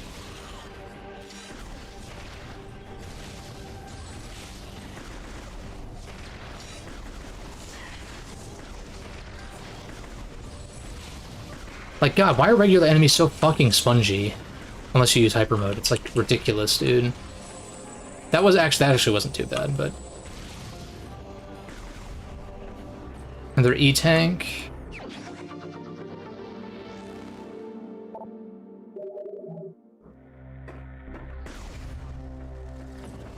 Yeah, so I'm trying to, like, take this game more so for what it is, but...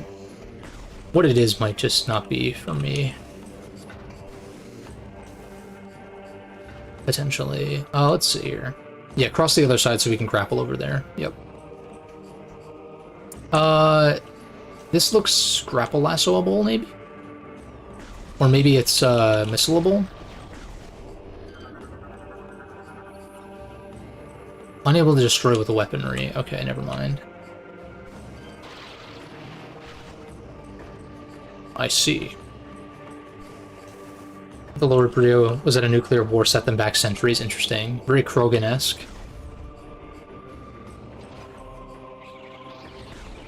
Which is pretty cool. Mass Effect also came out the same year as this game, so it's not like it necessarily took inspiration, but maybe there is another sci-fi property they both took inspiration from in that regard. Maybe Battlestar or Star Trek or some shit, right?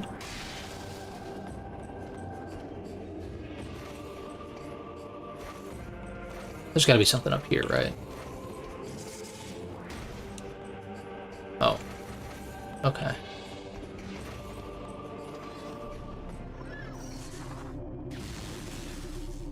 Can you let me scan this?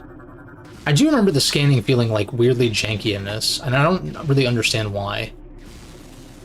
Like, are you seeing this? Like,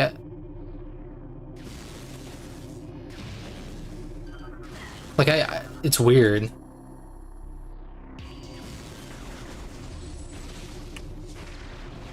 Oh.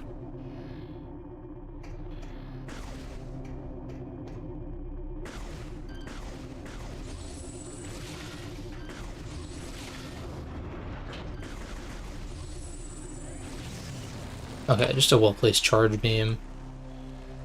Yeah, we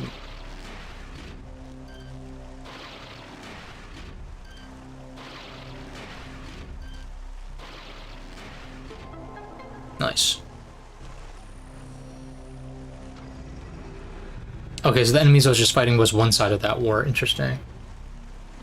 Yeah, I'd be interested. Probably should like dig into the lore of these planets more. That would be like kind of the one thing that I would dig into, YouTube video wise, in regards to Metroid, is like lore videos. Because I definitely could be more knowledgeable on that. And part of that could stem from spending more time reading scans and stuff. Got the map data.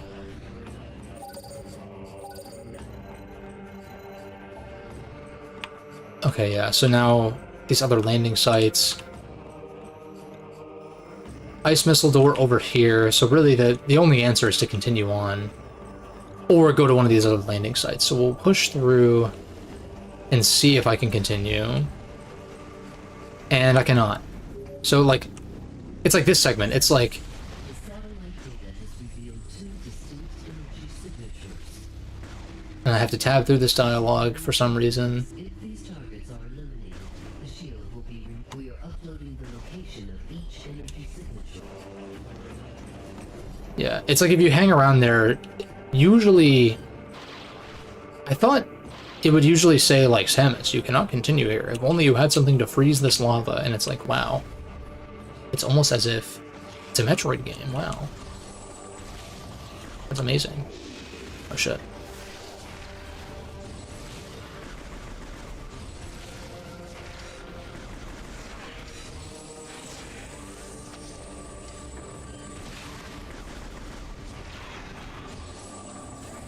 Get our missiles back. Yeah, so I think the answer is to just go back to the ship. I don't think there's anything else I can do. And so akin to, like, the backtracking in Prime 2, as far as, like, going back from Torvus to Aegon, it's, like, not really telegraphed all that well that you might need to go back. Eventually you exhaust all routes and, like, you know, that must be the only answer, but... I am gonna admit that trying to figure that out in Prime 2 is a little, like, is slightly obtuse. But then at least once you do it for Torvus, you can kind of infer that you'll have to do the same thing for Sanctuary.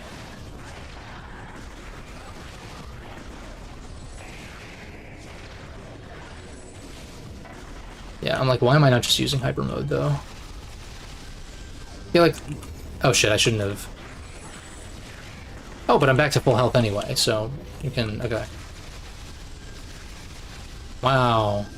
So fun and dynamic.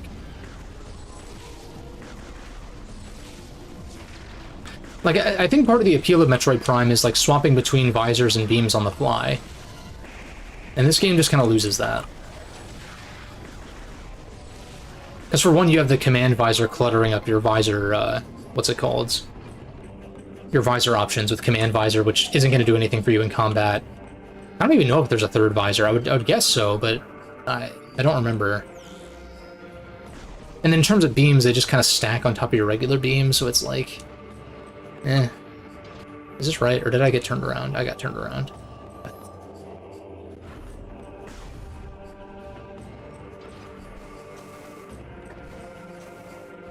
Do you think we'll see DLC support for Prime 4? It's hard to say, right? Because Dread... You would have thought maybe they would have done something for Dread. How did I get turned around again? I tried to scan this and then it, like, flipped me around. But Dread just kind of got free updates for stuff. But then again... Then again, like, Mario Odyssey didn't get DLC. But then DK Bonanza did. So, like, I don't know. I'm not sure. I kind of doubt it somehow. I kind of... I'm not expecting them to put out DLC, but they may... Like, maybe? I guess it kind of depends on, like, how conclusive Prime 4 feels in terms of, like, is there room to tell a side story? It'd be cool if they did something where it's like, oh, here's, like, a smaller campaign where you play as Sylux. Or a multiplayer mode could be cool. Stuff like that. I feel like multiplayer would be more of a free update kind of thing, or a standalone executable, than, like, paid DLC, but... You know, a Separate Ways-esque campaign as Sylux could be interesting.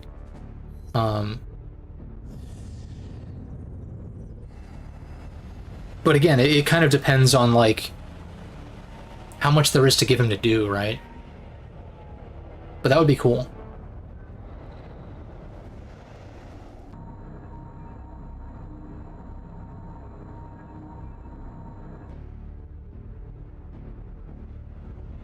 That's probably, like, the most I could kind of see in terms of DLC.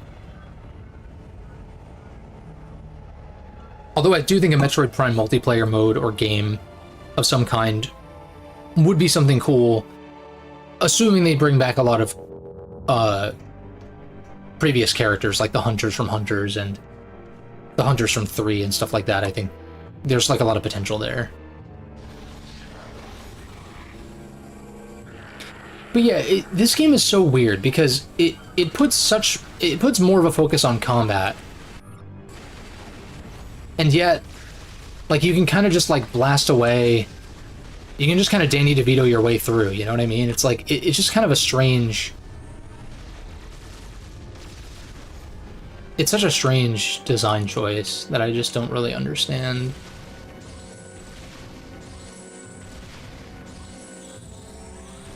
And they dump health drops on you like no other, too. To kind of offset the consequence of using, hyper mode. It's just a weird system. I don't like it. I prefer the dark and light ammo stuff from 2, by far. Another E-tank? Holy shit.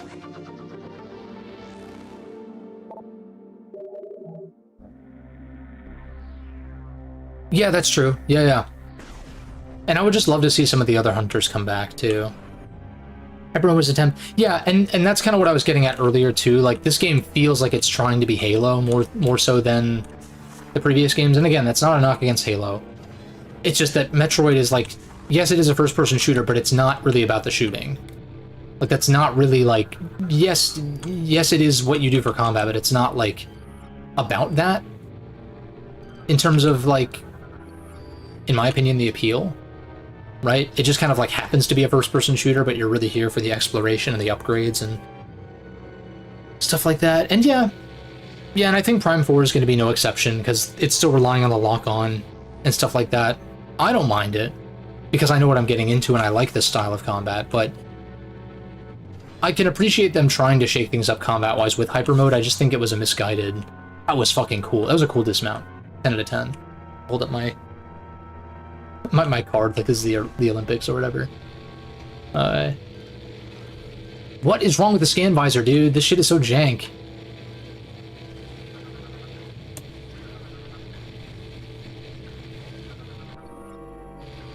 What a weird thing.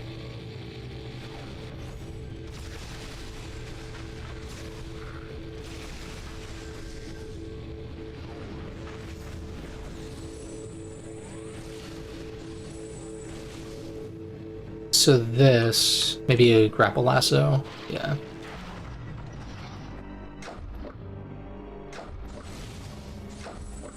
I don't really need drops. We'll take that extra missile.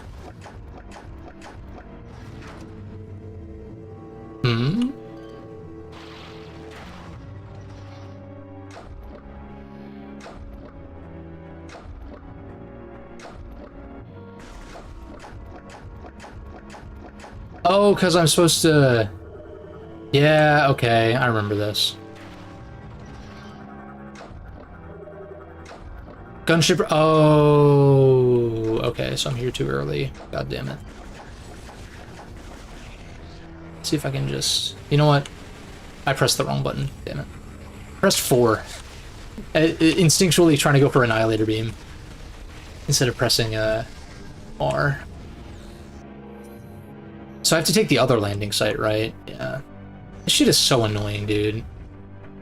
I cannot believe that people dog on Prime 2's backtracking, which in reality is not that bad. Probably the least egregious in the series. And like, it feels like no one talks about this game.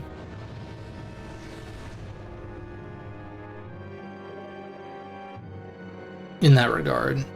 It's like, okay, we gotta go through the fucking cutscenes to even, like, get over to where we're going. That's not what I meant to... That's not what you're supposed to do.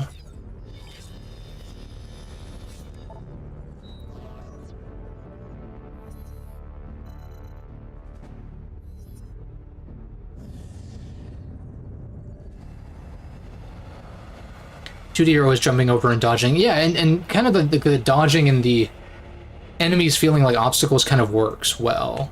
Would you recommend Prime 3 for a player's first Prime game? I don't know. I would say if you really struggle to get into Prime 1 and 2, for whatever reason, then maybe. This game was kind of designed to be more accessible and a little bit more standard in terms of its first-person shooter inspirations, right?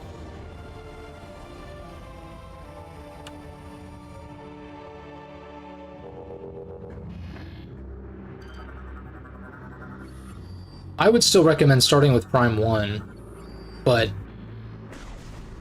again, if that game, I would not start with Prime 2 for sure, but if you start with Prime 1 and you're not really feeling it, then like maybe this would be a good starting point. Day was pretty good. You know, another holiday day. So did some stuff with the fam. Again, I had a second Thanksgiving meal, and all of that. But, yeah, it was pretty good. It was pretty nice. Oh, I can just hold to get out of this.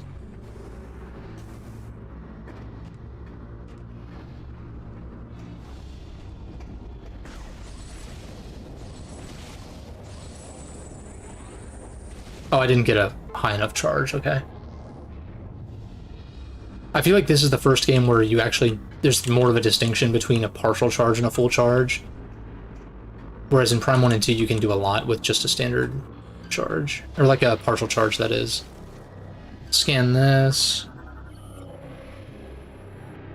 Yeah, that's true. This is true. Prime 3 was competing with like Halo 3 and Mass Effect, and like there were a lot of big games in 07. BioShock.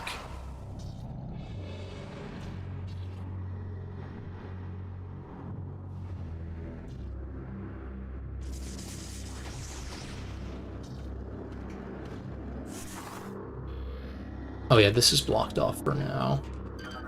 But this is not. I think this is where I'm supposed to go.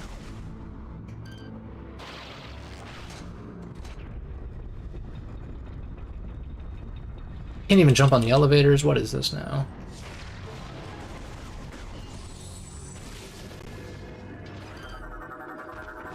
More enemies to get emblems for, or whatever they're called.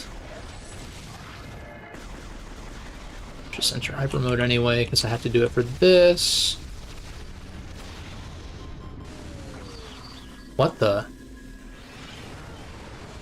Is this scripted?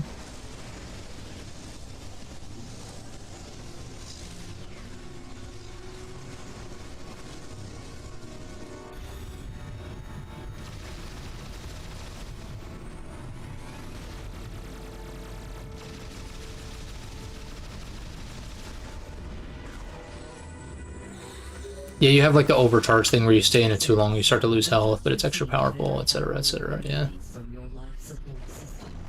It's cool that we can stand in phase on by default. God, the scanning is so fucking jank.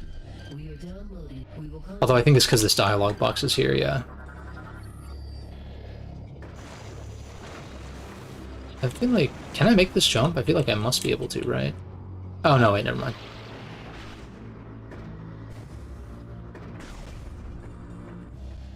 Oh, okay, I remember this room.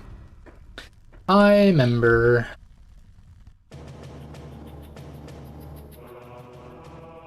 You can just remain in it as long as, and it doesn't.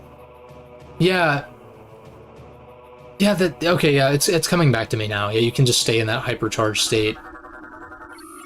But in the long term, doesn't it have negative effects in the long term, or is that just something they say in the story?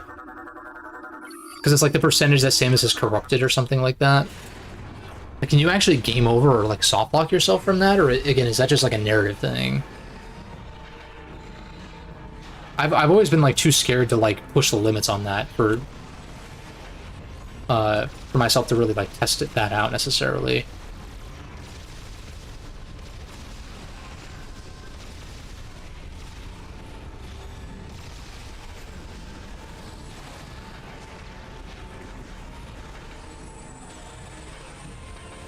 Oh, what the hell?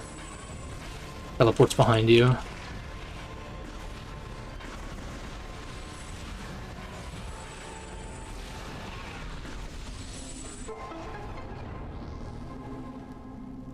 Oh, it's just lore? Okay. Yeah, because I know when you check on the ship, it's like throughout the game, her like corrupted status increases and increases. And so I always kind of assumed that that was like a thing that you had agency over, but it's almost like anti-narrative gameplay synergy.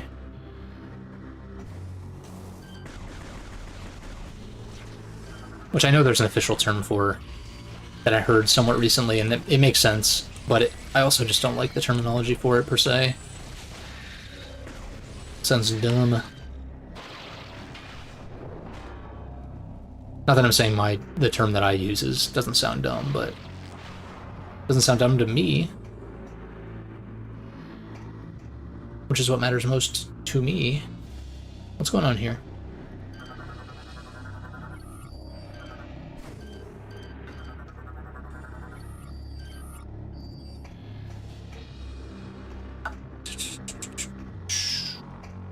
This is connected, I see. I see, we need to pull this. Oh, interesting. She's like too corrupted with Phazon for the ship to like recognize her DNA signature. That is cool. But then it's also like, I mean, I guess you don't have to spoil it. Not that I necessarily care, but it's like, well, how does she recover from that, right? I guess the idea is like, oh, you destroy Planet Phase, and like somehow she, you know, similar to the end of Prime 1 when she loses the Phazon suit, etc. and so on.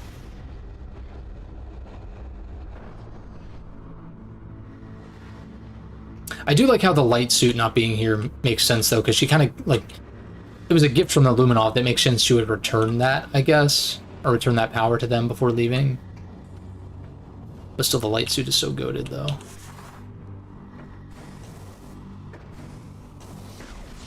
Also, can't you... Yeah, you can grapple lasso these guys, which is pretty fun. For an insta-kill.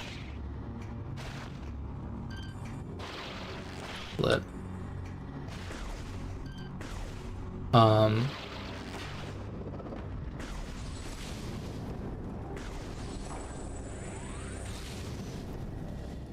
Boom, boom, boom, boom. Yeah, fair enough. I'm down to, like, I plan to go through this game all the way through, even if I have to force myself at some points. But I think, you know, what makes it more bearable is streaming it, for sure. Because at least I can chat with you guys, even if I'm not always having the greatest time. Shit. Shit. Damn it. There we go.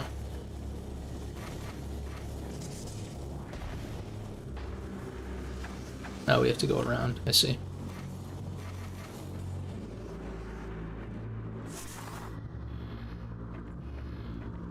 This. We can give this a scan, I suppose. We're almost at the Rundus fight, I think.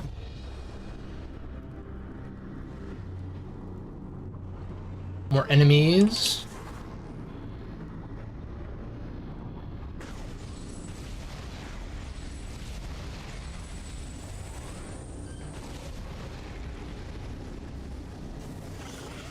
Nice little ledge grab. A la Fusion and Zero Mission.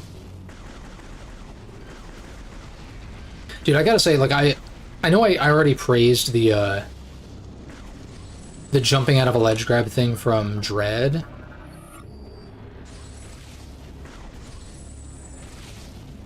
What the fuck?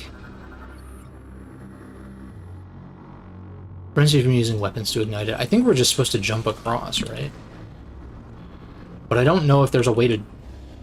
I remember just damage boosting my way through. I just don't remember if there's like an actual way to... Oh, yeah, okay. That's what it is. And you get a missile expansion for this constellation. Oh, is that like all the way in my right ear for some reason? What the shit? I was gonna try to get a scan of this guy. But yeah, I was like, bum bum bum bum bum bum, and I was like, hello? Yeah, Prime is canon because she learns how to ledge grabbing. That's funny. This is very Dark Samus save room coded from Aegon. It's kind of in the midst of a...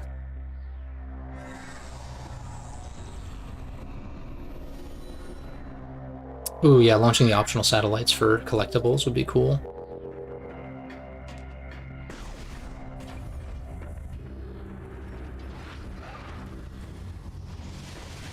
These guys are just here for, like, ammo refills if you need it. I think this... Yeah, you just time, kind of Magmore Caverns-esque. That you need to freeze. I didn't mean a missile. Like I said, I have, Also, these guys you can't grapple, I guess. I have middle click... So scroll wheel is like my grapple lasso key, and then clicking in... Scroll wheel is one of my missile keys. That and F. This is like just to have multiple options, you know. So I might accidentally missile here and there when I'm trying to grapple lasso and vice versa. It's not a perfect science. I have side buttons on my mouse, but I use those for volume control, so I don't want to really map those for combat.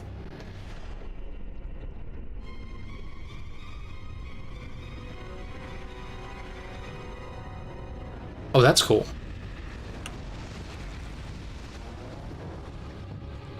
I can't scan their giant ship, okay.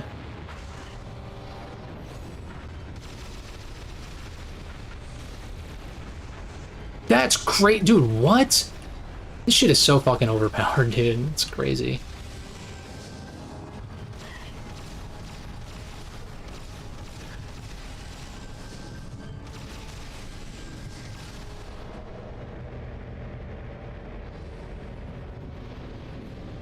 And it's like, you know, of course the Phazon superpower should be powerful, but it's like, yeah, but...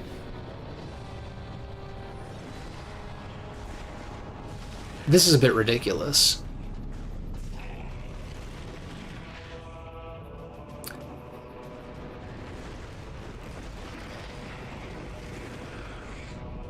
Let's run this. He's so cool. His PED suit is pretty sick, I gotta say.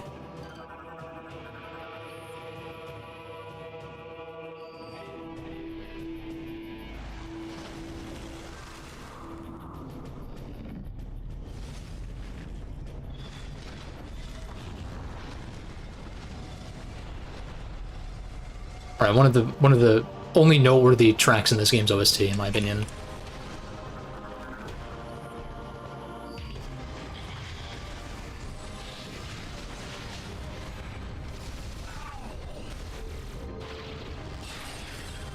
I can barely hear it over the damn sound effects, though.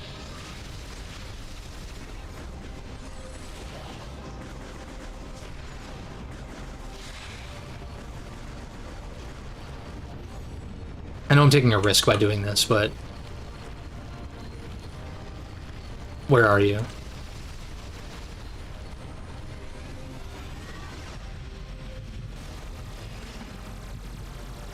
There we go.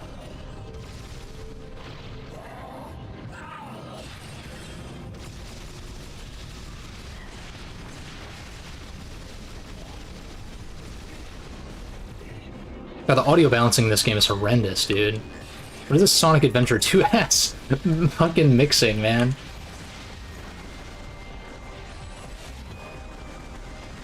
Oh, maybe it's just specifically in hyper mode, okay.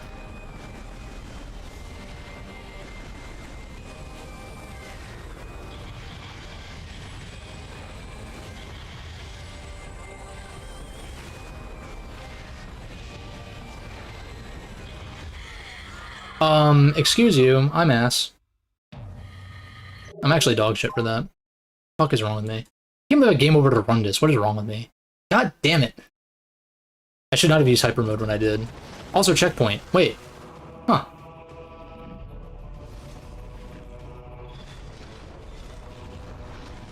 Yeah, I'm definitely shit for that, though.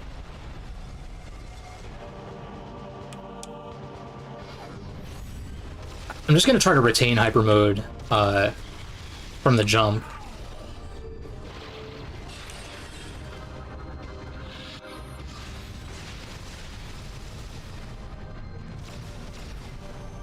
I was so close to killing him too. I was like a little bit confused as to why it took so many hits to get him.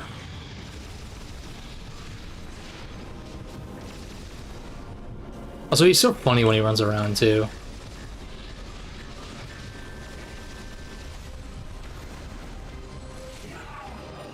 Yeah, auto vent. Shit, I'm ass.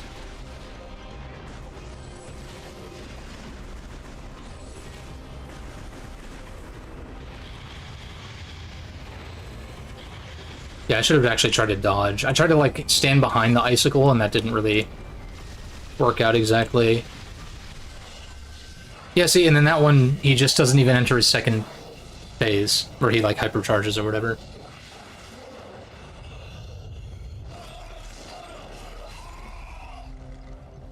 Seppuku.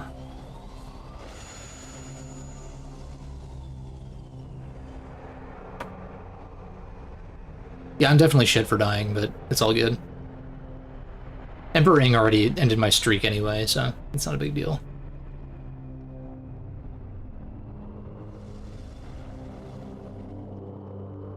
Ice missiles. Did somebody say Metroid Fusion?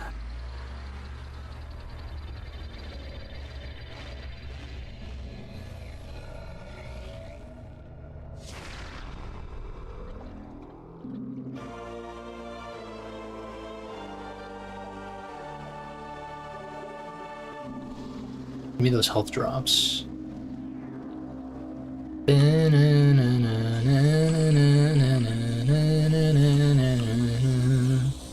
it's pretty hype, but I will say, even though I died once, it is a pretty underwhelming fight. All things considered. It'd be cool if there was a boss rush mode. That's something that would be nice to see in Prime 4. Akin to, like, Metroid Dread.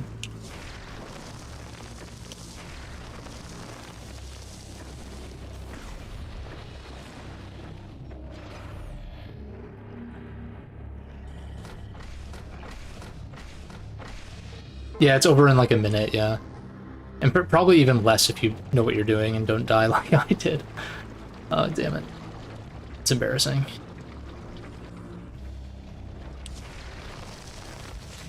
But again, like, my issue with this game is, like, I'm not saying the game's too difficult or anything like that. In fact, I'm typically say the opposite. But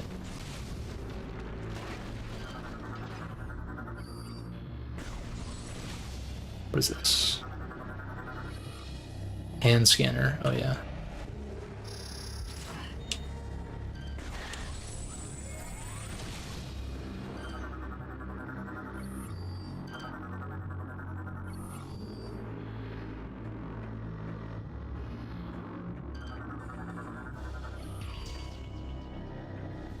Yeah, so this is the jammer, the shield generator.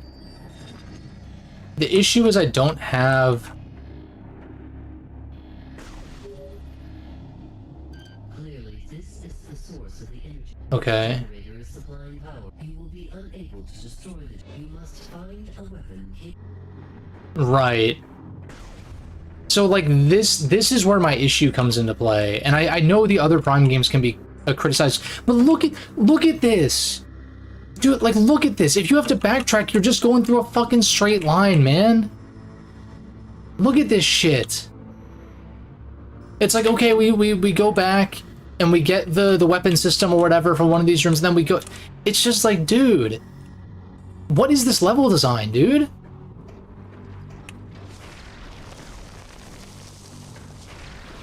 And, you know, akin to Magmore, it's like, going through Magmore back and forth is annoying, too. And it's not as bad as it looks, and that could be said for the same thing here, but it's like, dude, like, what? Alicia's worse, I think, in this regard. It's like, what the shit? I think I triggered one too close to the others. Like... Yeah, I mean, that's true, and that's very Metroid in that regard, right? I'm not saying that I'm against backtracking, I'm not, but it's just like... The levels are designed like fucking hallways, literally. And I'm just like...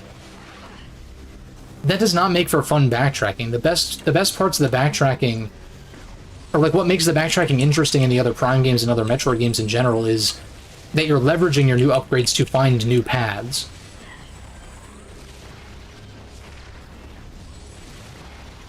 And you're doing that here too, but it's like a long hallway-like level design. It's not like, oh, this doubles back smartly.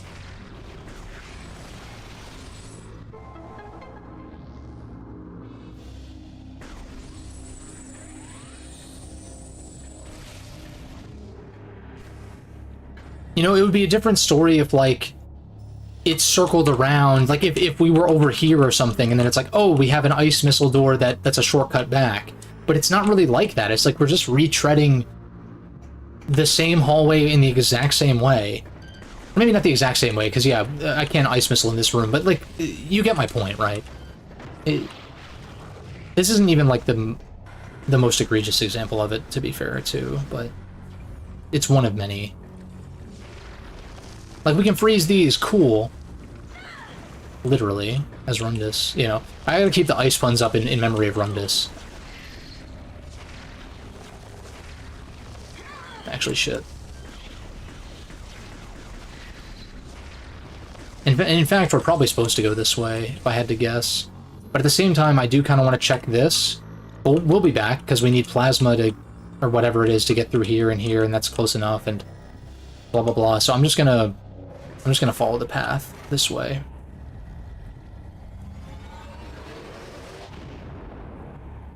Yeah, because that style of design... I remember in Elysia, it pissed me off so much.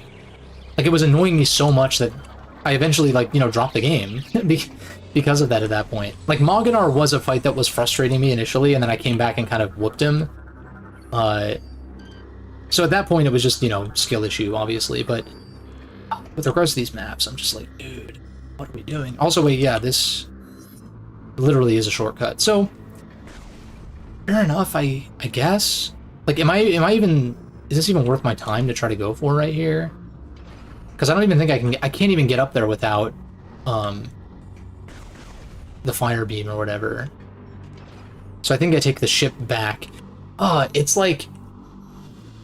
we have to take the ship back to another part, and then we have to take the ship back here so that way we can go through here. And yes, there is this shortcut that I just cut through from somewhere. Why is it not visible on the map somehow? Or maybe we can't even... maybe it's a one-way, but it's like gotta cut back through here, all the way to this dead end, and then manually make our way back out again. And it's like, man... it's like the same team who designed Prime 1 and 2 designed this shit? Like... I'm not talking about the game overall, I just mean like level design, but as I was saying earlier with the Metroidvania genre, like level design is a major part of the game. A major part of the genre. Yeah. Ba ba ba ba ba ba. Yeah. Okay.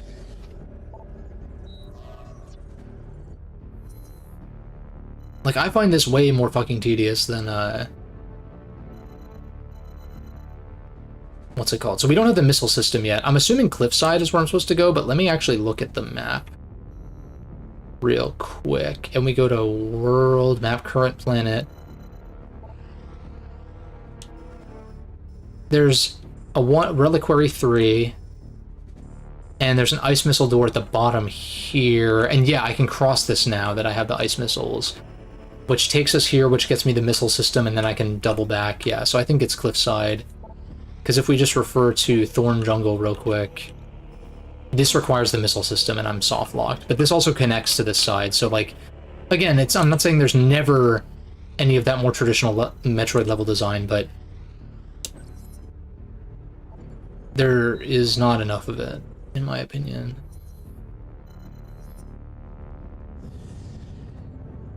Yeah, I think it's cool that you can spot the other hunter's ships on the various planets. Is very cool. And like Gore, I think you can spot his like exoskeleton at one point when he like, you know, left it there to charge or some shit.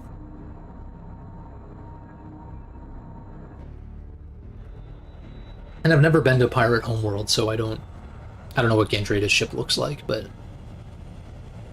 it is neat. I also think like these chains kind of holding these like, I don't even know what these are in place. I'm gonna scan and actually read about it because it is interesting. Oh, maybe I can't even scan these. But yeah.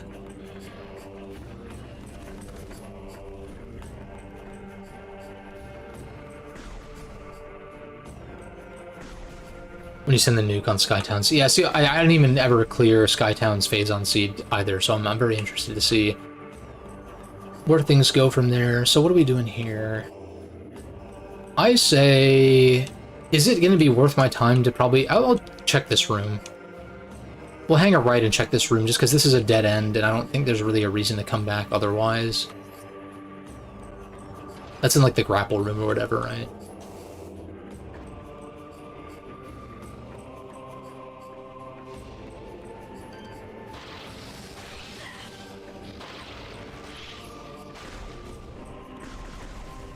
Boom, boom, boom. I have a sense I might need to take a quick bathroom break here shortly. I'll push a little bit further. At least check this ice missile door. So which way do I need to go? Left?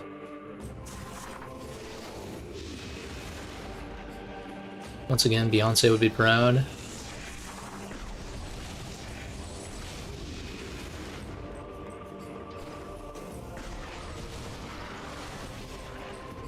Move. No contact damage, interesting. Okay.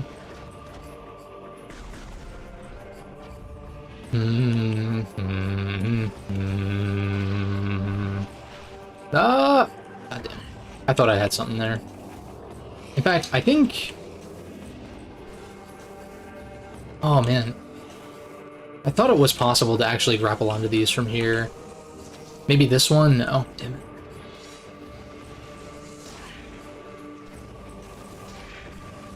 Maybe it is possible, I don't want to try. I don't want to waste time trying too many times. To figure out if that actually is indeed possible. Fuck me, god damn it. I need to swing back. I was just nervous about getting hit out of it. Excuse me, fellas. Gentlemen.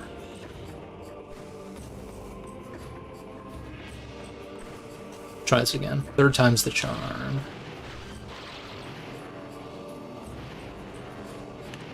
What is this? Can you, like, swing me the way that I'm trying to swing, you piece of shit? Oh, that actually worked, huh? Surprised I was able to... What the fuck? Maybe it's mouse-controlled? As opposed to WAS?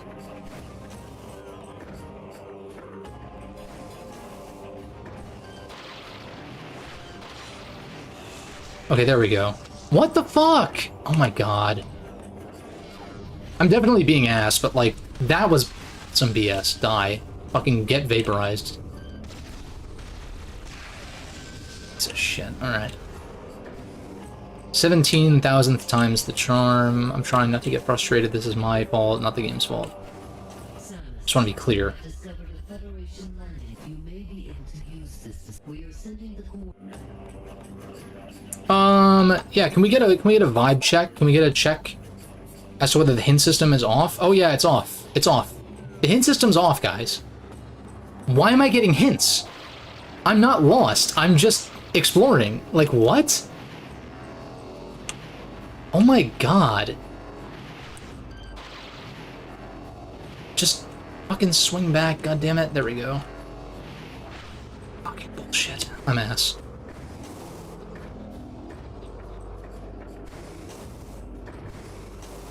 Why can I not figure this out?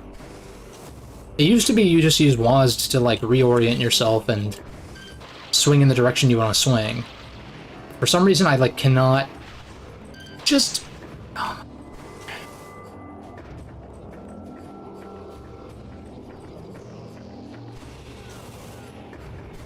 Yeah, I can't say I know much about, that boss. I feel like no one talks about him.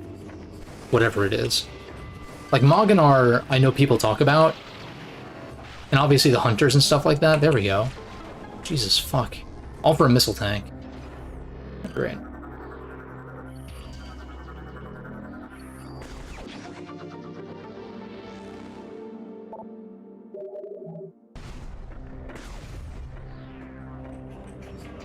I'm trying to keep my cool.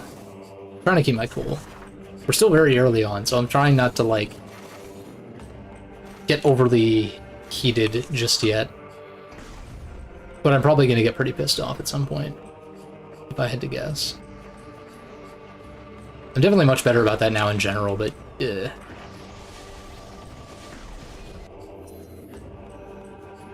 game kind of brings out the worst in me sometimes.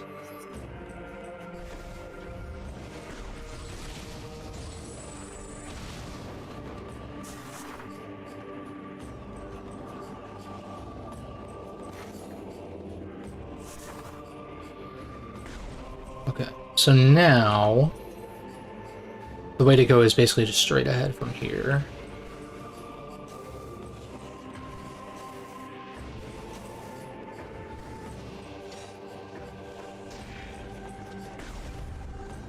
We take that elevator down.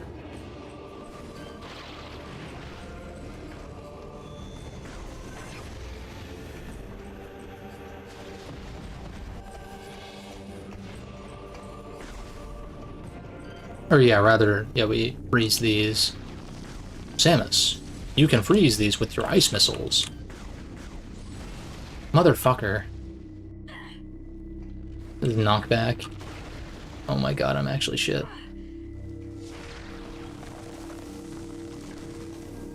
Just ignore this thing. Fuck off. Alright.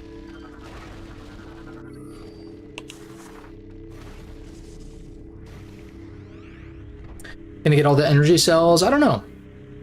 Maybe. Although part of me feels like I should take advantage of the fact that you don't have to. And just kind of get the ones I stumble across and, you know, more or less use them for actually finishing the main story. I forgot Screw Attack is in this. Or at least I think that's what that's for. For some reason I always thought, maybe for some reason I thought that Screw Attack was just a Prime 2 thing, but I do remember maybe vaguely getting something akin to that in this game. I must inform you that I'm contacting you. Yeah, literally, it's like... Yeah. It's not... The Aurora unit guidance is just, like, not eloquently integrated at all.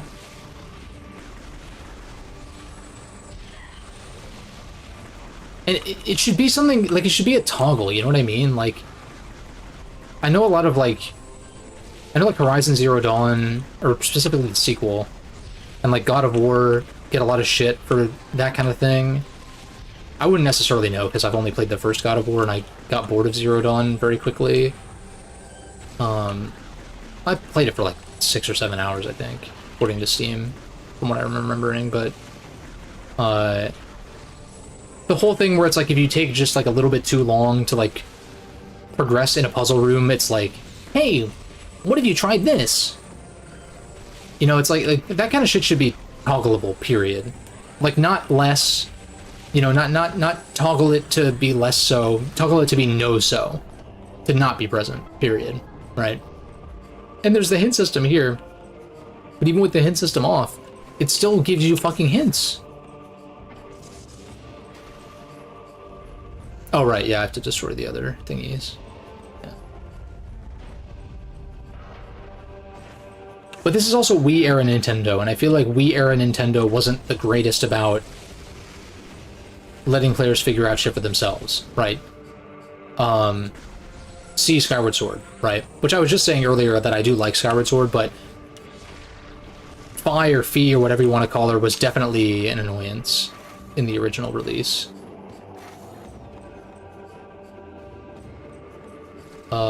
Wait, can I go up?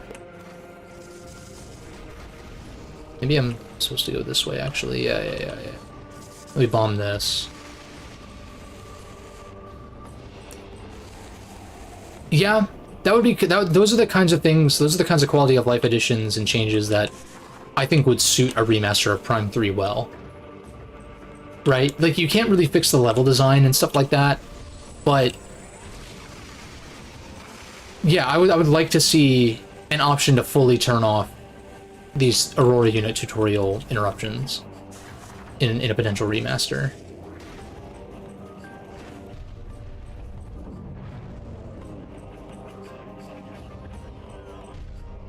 Prime 2, the only thing I would like to see changed is, like, fix some of the janky hit detection on some of the bosses. That's, like, my only... The scary thing is that some people are like, oh, they should remove the ammo system, and it's like, dude, can you, like, just play the fucking game? It drops ammo on you like crazy if you actually use it. I'll never understand that. I mean, like, I get it from an RPG standpoint, like, hoarding your elixirs and stuff. I've definitely done that. I talked about this during my Prime Through playthrough, but it's like, dude, if you just use the beams, it gives you more beam ammo. It's like complaining about, like, Resident Evil 4's ammo system or some shit, right? It appears that once activated, we did not foresee this problem when we... It's like you run out of ammo, you use the other beam, and then you get the ammo for the other beam that you ran out of. So it's just like, it's a non-issue. In fact, it lends itself to, like, interesting resource management, and then once you get enough ammo upgrades, it's like a non-factor, which is nice, right? It's not like overpowered from the jump like hyper mode is, because those beams are powerful, but like you have to go out of your way and get those ammo expansions for you to have more than enough ammo for it to be arguably overpowered. But by that point, you're already in the end game, so it's like, yeah, let me be overpowered in the end game, sure, whatever. Especially with a fight as tough as Emperor Ing, right?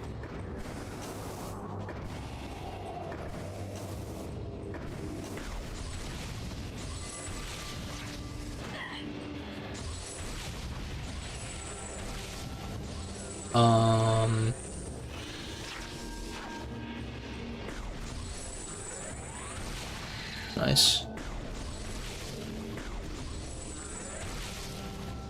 Oh, are these not destructible? Oh, I see.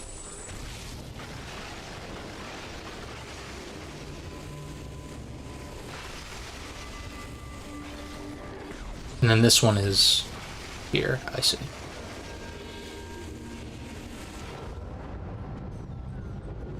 I don't know what people are talking about in terms of the Dark World being repetitive either.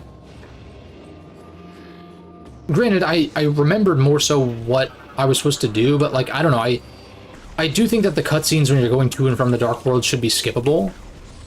But at the same time, I really didn't find it to be that bad overall. Like, it wasn't really something that I considered a particular issue. Because it's not the same, like, yeah, it's the same environments, but like, it's like activate a switch in Light World to get through somewhere in Dark World. It's like it's not that far removed from like the traditional Metroid design philosophy. It's more Zelda, but like Metroid Prime is already very Zelda, so yeah. Oh, Prime 4 is bringing back ammo is cool. I actually didn't know that. That's neat. Yeah, I think Prime 2's ammo system is quite balanced, actually. Like, quite literally. You use dark ammo to get light ammo and vice versa, so it's like, you're never fully without ammo. There's ammo charge stations all over the place. There's destructibles you can get ammo from. Some enemies will just drop ammo even if you're not using the opposite beam. Like, during the Chica boss fight, or Chica boss fight, or whatever it's called, the Torvus Bog final boss, I was just getting light ammo without even trying, and I think, like, there were some other fights in there, too, that were like that.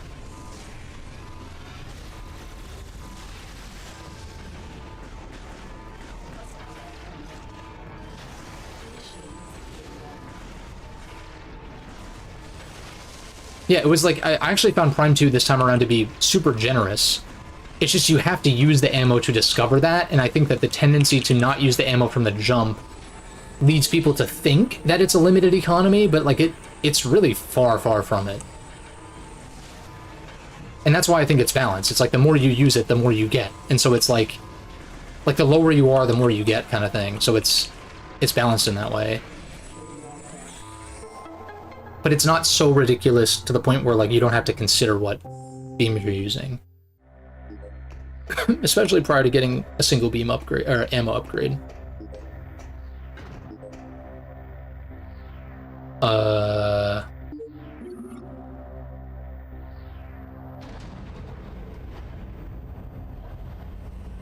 Puzzles are cool. Yeah, but also like the areas in Prime 2 are really quite small. Sanctuary Fortress is definitely the largest, but look at like the surface area of, or like the acreage, I guess, or whatever you want to call it, of Aegon and Torvis, and they're really not that large across. You know, and there's not a ton of elevation in those areas either. Sanctuary Fortress is where it gets kind of crazy, but can I jump on one of these? Maybe it has to be lowered, and I'm not.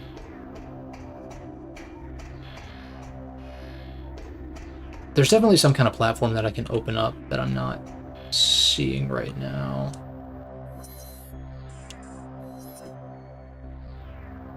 Let me lower this real quick and just see.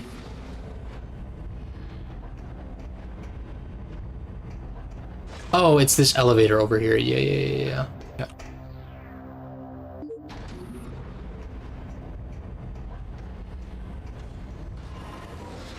Yeah, I'm not gonna say that, like, I wouldn't prefer for Prime 2 to have, like, more bespoke areas than doing the Dark World stuff, but I just didn't really find it to be much of an issue. It's a little tedious just because of the cutscenes, but you make those skippable and boom. It's basically fixed at that point. In my opinion, at least. Like, to me, it's just part of exploring the area. Like, it doesn't... It's the same thing that people say about the backtracking. I'm like, I don't really consider that backtracking. You're just exploring the area. Like, what difference would it be if it was just like a different floor or something? I guess because the geometry is the same, but also you have different interactables, and the map of Dark World is not the exact same as Light World. There's literally different types of doors you're going through, different ways in which it's connected. Sometimes it's not connected in certain ways. The only time I found the Dark World to be slightly tedious was like getting the Temple Grounds keys, just because you have to walk to a dead end, get the key, and then walk back, but that's like 3 instances and it takes like 2 seconds.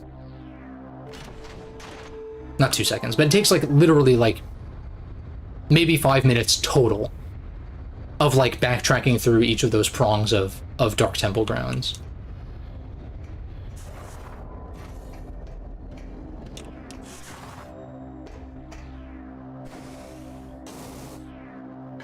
Okay, so now I can do the missile thing. Right. Like, now I can bring the ship. Yeah, but this is blocking, so I have to lower this.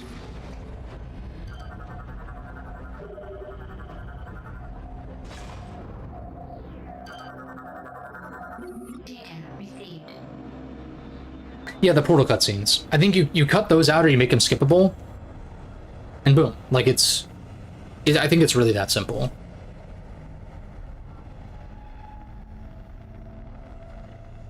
Because even I would agree that watching those cutscenes for the, 1000th time or whatever is, like, it does get old, but I prefer that to, like, going through Magmore Caverns for the millionth time, or any of the backtracking due to the level design in this game, for damn sure. And I love Metroid Prime 1 despite the Magmore Caverns backtracking.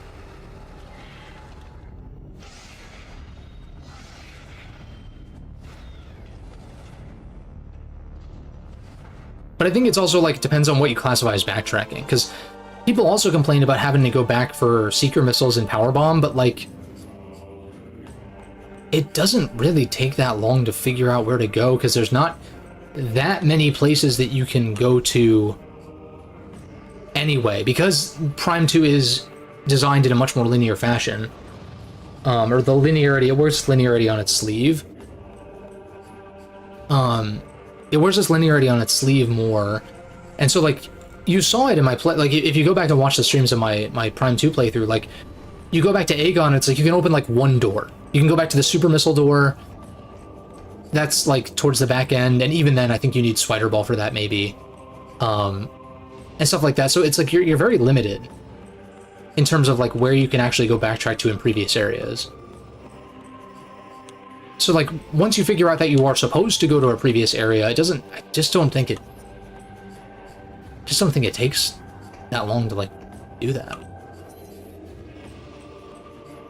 But then again, I'm talking about it from a second playthrough perspective, but I think Prime 1 can be pretty frustrating from a first playthrough perspective, similar to Prime 2. Again, maybe more so because of Magmore Caverns and because there's more artifacts to find spread over a wider area.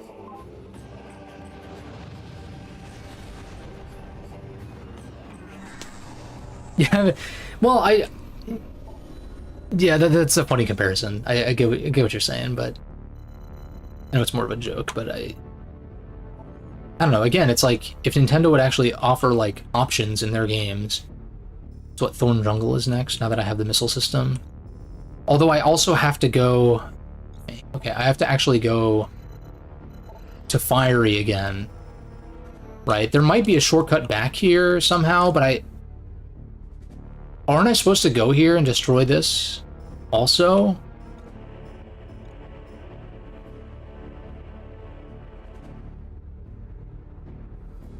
Yeah, I think Prime 2 is due for some reevaluation. I just think that, like, I do think some people are overcompensating a bit. Similar to, like, what I've said about Wind Waker also. You know what, let's go here. Because I have the missile system, I don't see a reason why I wouldn't be able to activate this besides some arbitrary Prime 3 bullshit. So let's try it. So let's go to Fiery Air Dock.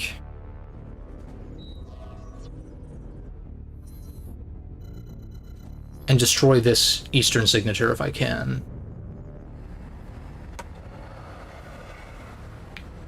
Yeah, I don't know, I think Prime 2 is, like, very, like, quite eloquently designed, you know?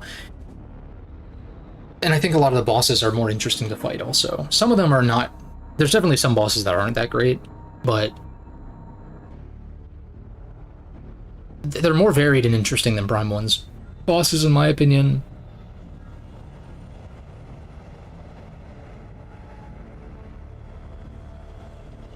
Which I find to be quite lacking, with the exception of, like, Meta Ridley and Metroid Prime. And even then, second phase of Metroid Prime, you are kind of standing around just waiting for it to spawn Phazon pools. Like, yeah, you're jumping over shit, but, like, it was getting a little bit monotonous in that second phase, I will admit. Yeah, so... I'm actually gonna cut through... Oh no, I can't do that because I need the fucking fire beam thingy. Can I go through this way? No. Yeah, that's pretty annoying. Is there a reason for this? I think you just have to manually go this way, don't you?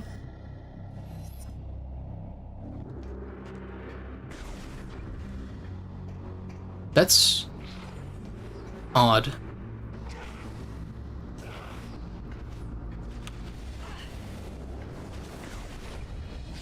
Like, there's not even a consistent, like, shortcut back. Can I do this now, though?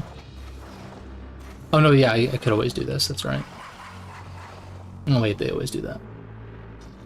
Now, my main question is what I'm supposed to do here. Like, do you latch me with some kind of... Yeah, I can just do this. And then I get some kind of upgrade, a missile expansion, cool. We take those. Yeah, I'd be interested to do a Metroid tier list. I've kind of gone back and forth on whether I want to or not, just because my opinions on the 2D games are pretty much what they were from my videos years back.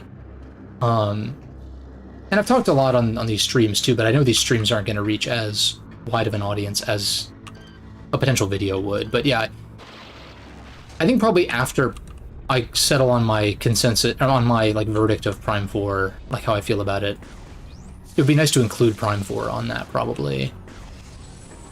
Although then again, maybe I could squeeze something out if I manage to finish Prime 3 in time, but yeah, we'll see. Is this really what you're supposed to do?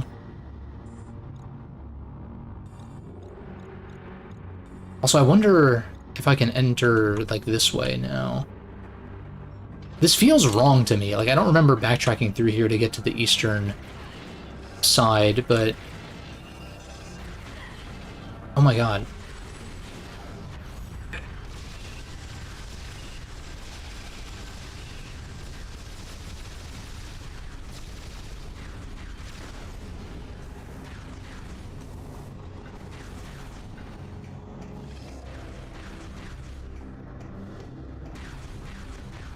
What the fuck?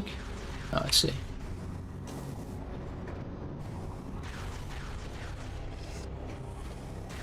Something about this feels incorrect, but I'm hoping that I don't randomly...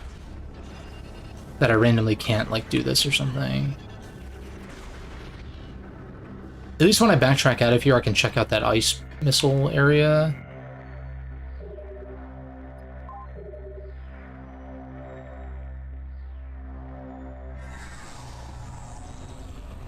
Which Metroid games would you say your opinion hasn't been cemented? You think for yourself it's Other M and Prime 2?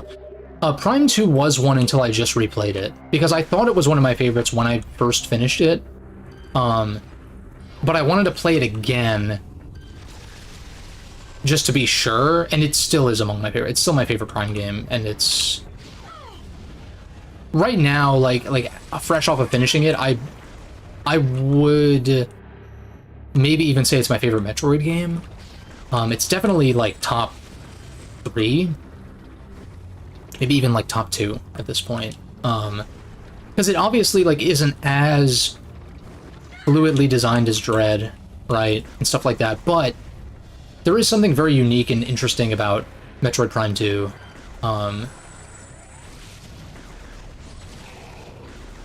And so, like, that's easily, like, towards the top for me. But in terms of games that aren't solidified, let me think.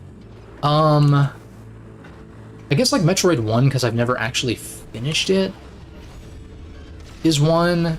Like, Metroid 2, I think I know where I stand. Super Metroid, I've played to death. Fusion, I know where I stand. Dread, Zero Mission, Samus Returns. So, like, in terms of 2D entries, I feel like just the first one, maybe...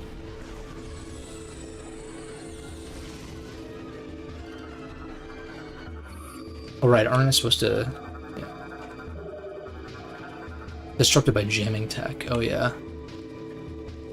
So I do actually remember coming back here for this now. We grapple this.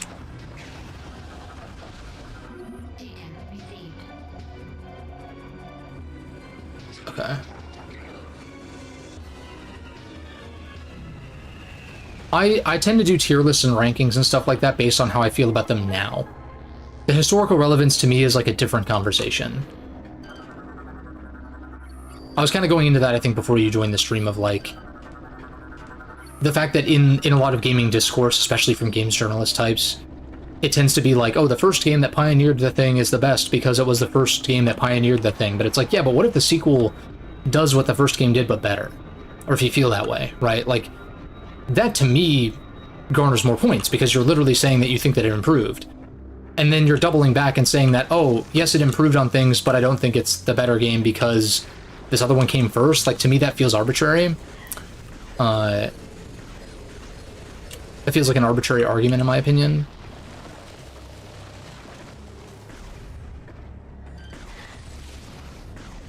Freeze this. Yeah, and then Prime 3 I need to also reevaluate just from playing through it fully. And then Other M I haven't played in the longest time, but my way to get around that is to just kind of consider Other M a spin-off and then do the tier list as a mainline ranking as opposed to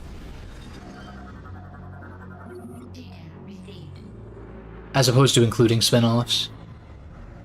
The impact of an old game should never be taken away, but that does...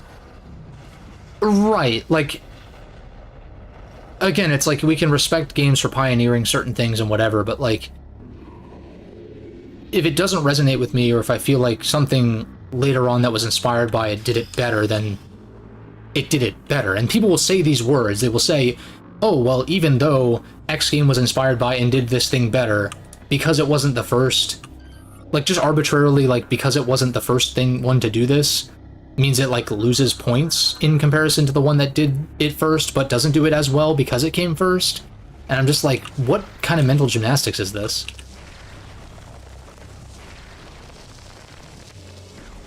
Like, oftentimes my preferred game is the second game in a series. Or in, like I prefer Galaxy 2 to Galaxy 1. I prefer Metroid Prime 2 to Metroid Prime 1.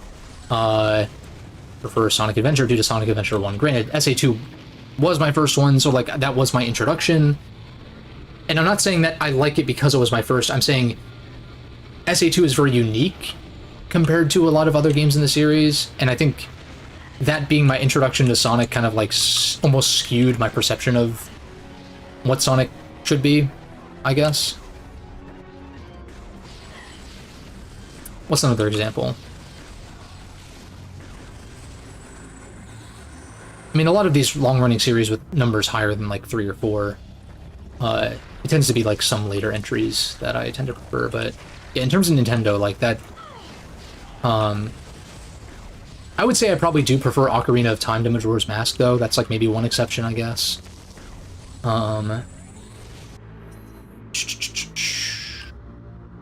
I want to see if I can do this? I want to see what the deal is with this, if I can access anything that's in here real quick while I'm here. Otherwise, I'll just come back with Plasma Beam or whatever it's called in this game. And also, I can make a save here, too.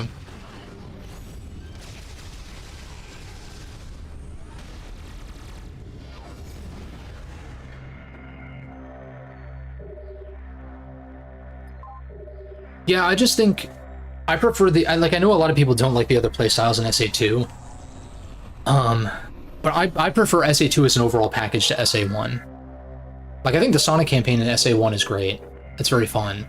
But the other campaigns I'm not really that into, whereas, like, SA2 I kind of just like pretty much the entire game. Like, yeah, there's certain levels I don't like, but not entire playstyles or characters, necessarily. I mean, I think Eggman's levels are better than Tails, and I think that Rouge's levels are better than Knuckles, but that just leads to the Team Dark playthrough being goated. And the hero team... Or I guess... Yeah, what is it? What do they call them in that game? Hero Story and Dark Story, right? I was getting my terminology confused with Sonic Heroes a little bit. God damn it. Okay.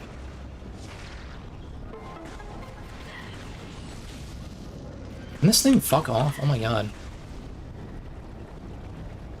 But yeah, part of it is because, like, SA2 has a very unique design sensibility that's not really present in any of the other games in the series.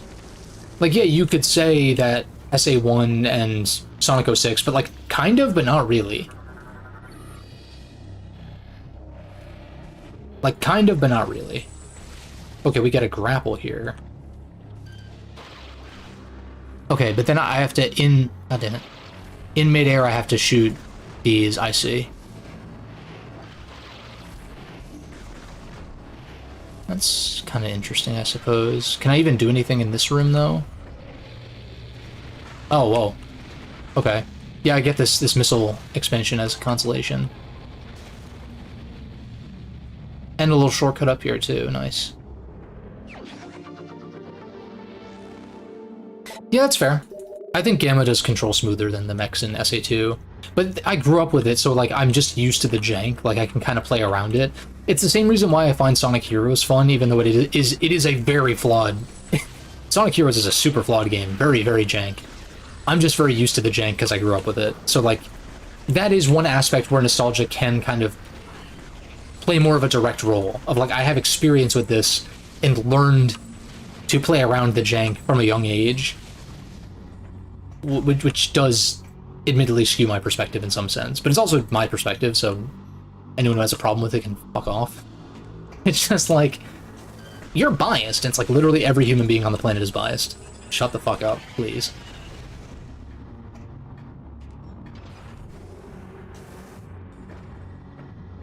On a lighter note, I think Shadow should, I don't know.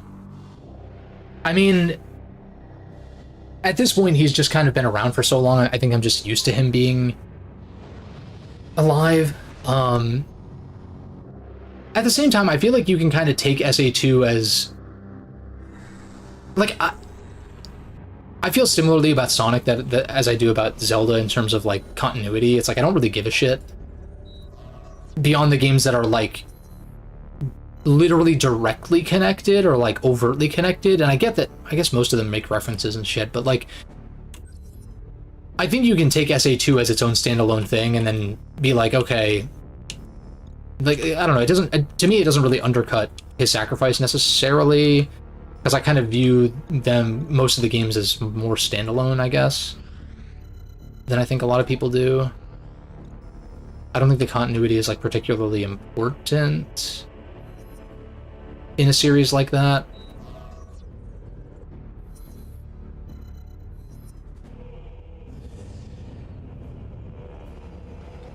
Goes from purpose to...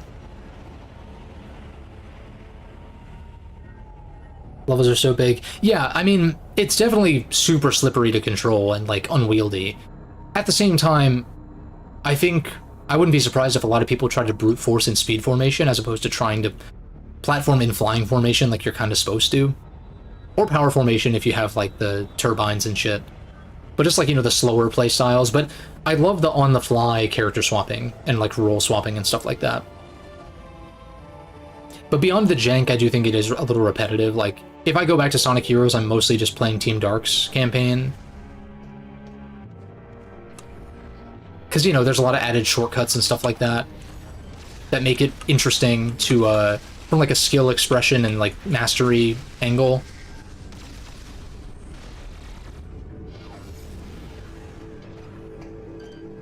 And I also just think Team Dark is fucking cool, so there's that. What the fuck?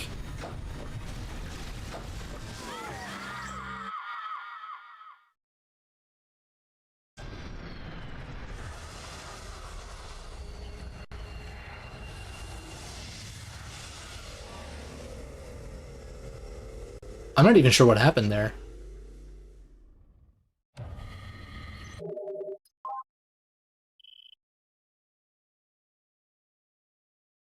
Yeah, and that was very of its era, right?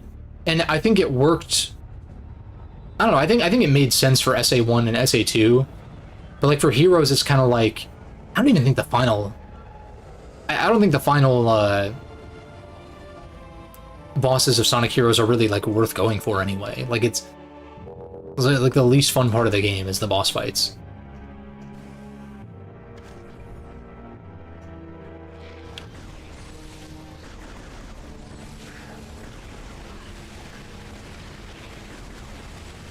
God, why are you so spongy? God damn it. Oh my god. And then Hyper Mode just like fucking burns through him, man.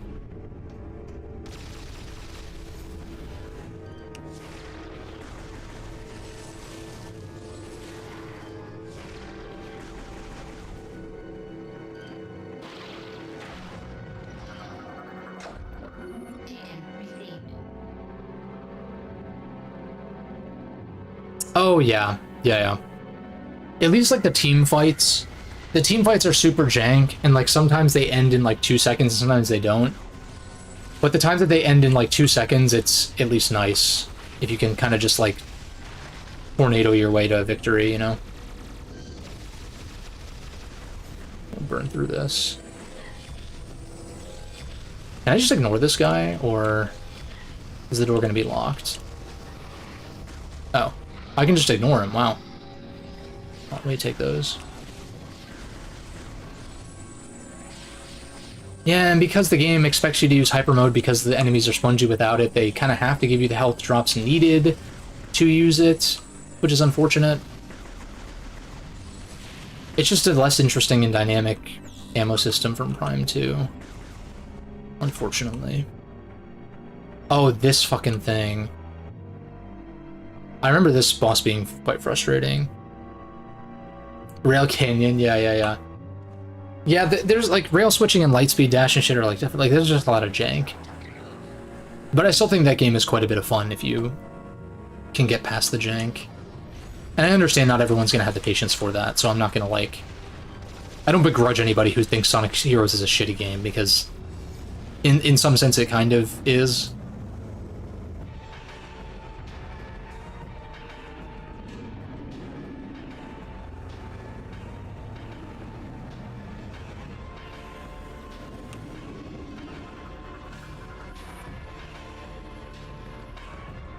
Belly sometimes vulnerable from the ground. Can I scan this guy?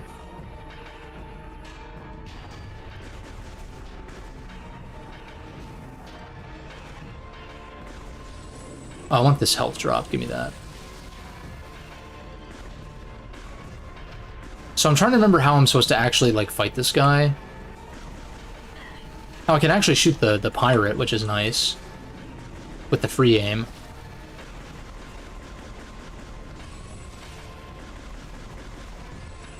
Give me more health, thank you. What am I stuck on? Oh my god. Okay, yeah, he goes back in, and then... Oh, am I supposed to bomb him? Like, am I supposed to purposefully get grabbed, and... No, okay. Maybe I'm supposed to grapple, or maybe I'm supposed to just shoot. Do the tongue thing again.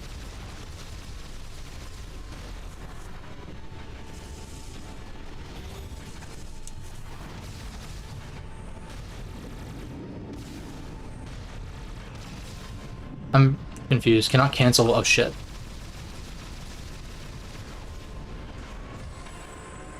I'm still very confused.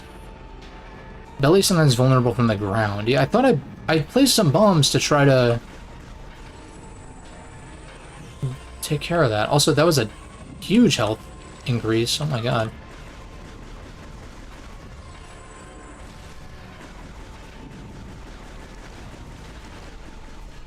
Okay.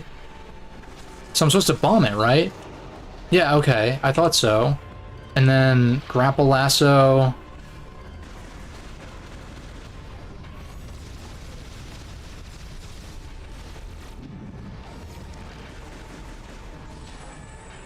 This is such a weird fucking fight.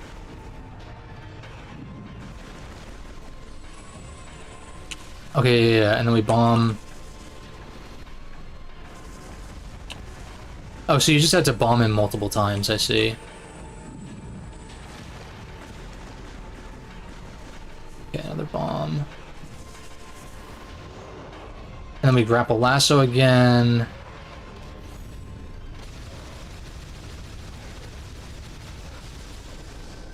Okay, that wasn't too bad.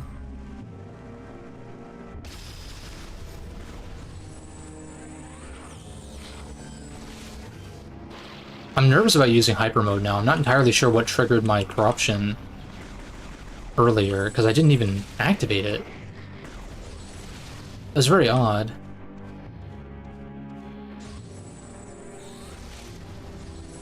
Give me these health drops. Okay, full on health. I don't know why the map is so fucking zoomed in.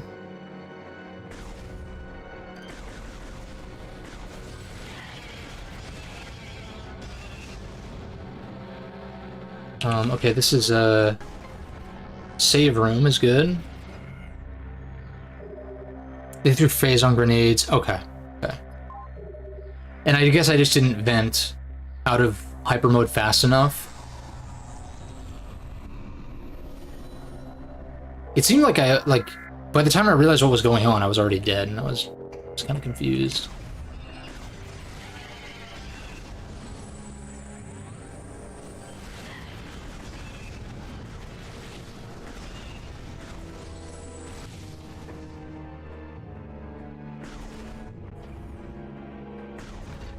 Damn, already 3 hours in is crazy, dude. What?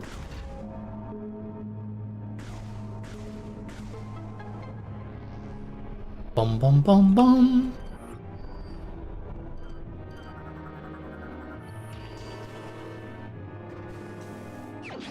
These little murals. Bum bum bum bum bum bum. Yeah, I'd like to push to the end of Brio because we're pretty close. Like, it's pretty much just this, and then I know, like, the other... We just destroy this side, and then we can enter the Leviathan Seed and fight Maganar, so... The only thing is... Oh, wait, I remember this. So, yeah, you come in here... Or wait, maybe I'm mistaken. Never mind. I have to do this. I'm stupid. For a second, I was like... No, maybe this comes after. If I'm remembering the right thing. Okay, yeah, you try to... you try to trigger this, but you can't actually do it because you need to take out the turrets first. Samus, you must take out the turrets first, thank you. There are 2 anti-air. Your ship will not be... Yeah, thanks. I just literally saw it in the cutscene. Yeah, and then you're supposed to walk out. Yeah, it's just like...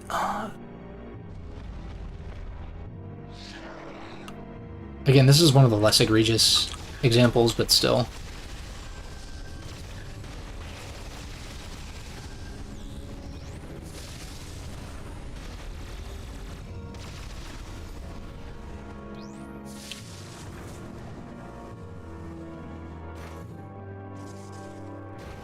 Oh, wait a second.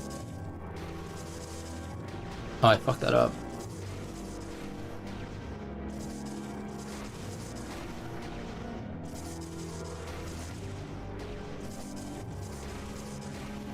It's a little bit. I need a... There should be a way to do this, right?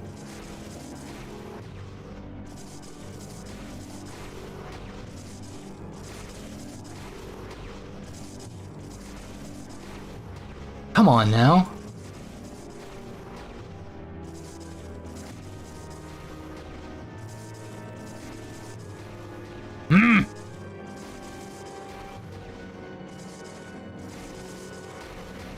Oh wait, and I can just do this actually. I'm stupid.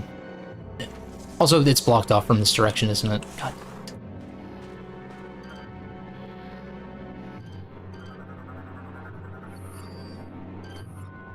Damn it, I thought I was onto something, but yeah, it's locked.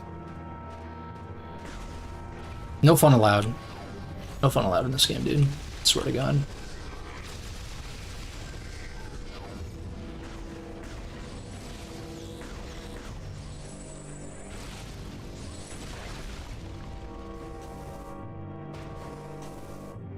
Yo?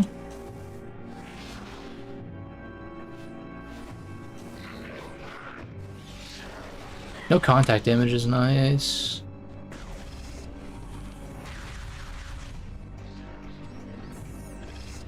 Good to see we can still run past enemies, although I do want to get a scan for that.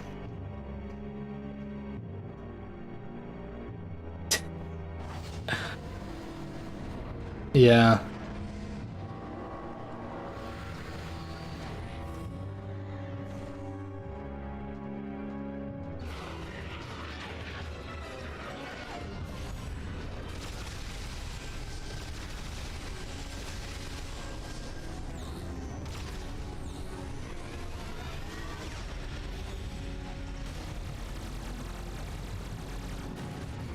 Where are they? Where are they? Where's the trigger?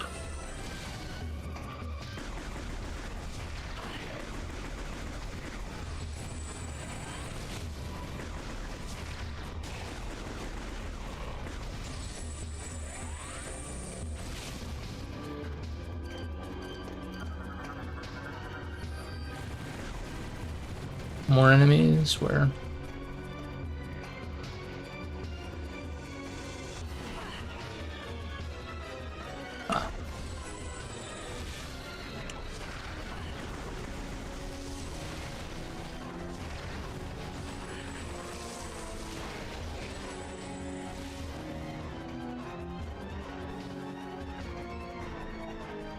I actually think this game's combat is less interesting than 2.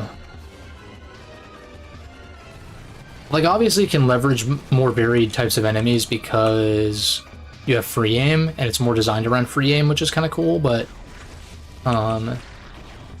yeah, just like... I guess it's not too... It's not like it's drastically worse or anything like that, it's just more like... The beam swapping makes it more interesting in 1 and 2, in my opinion.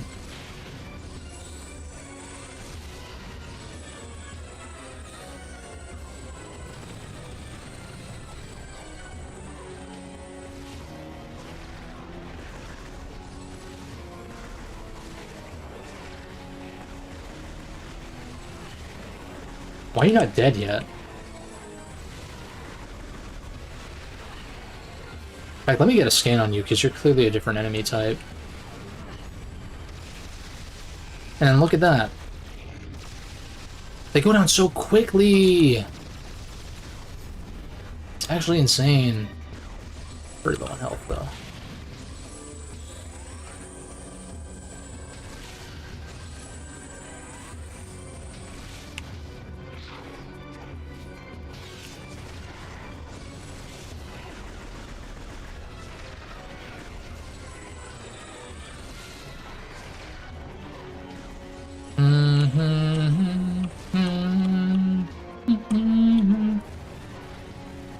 So why do I have to wait 10 million years for the new ones to show up, dude?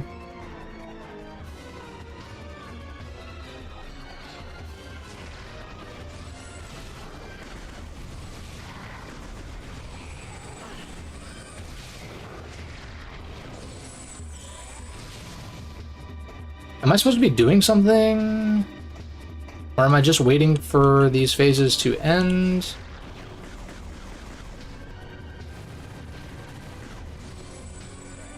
I can send you my configuration later.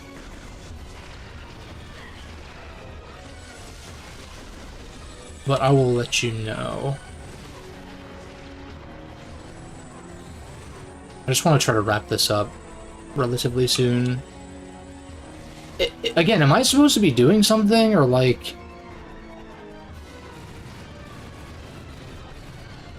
Oh my god, the scanning is so fucking jank!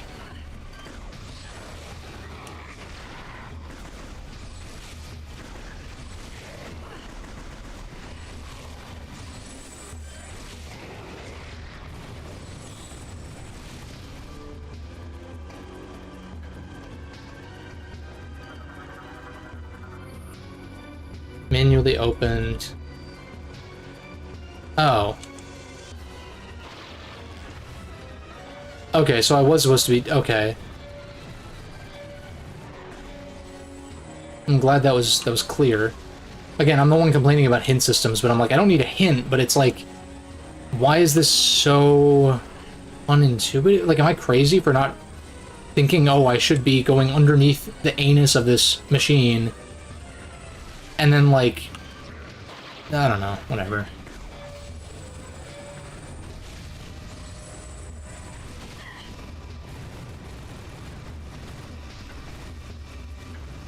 Wait for it to vent its energy or whatever.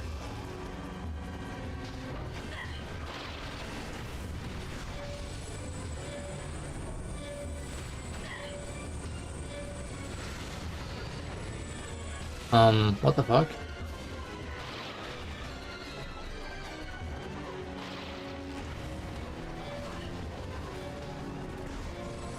Okay, I didn't see these.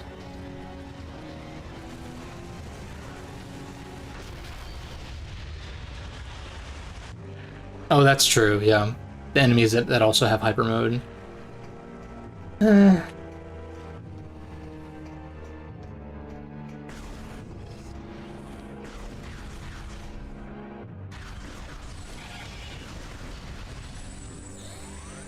I do need to get more health drops back, ideally.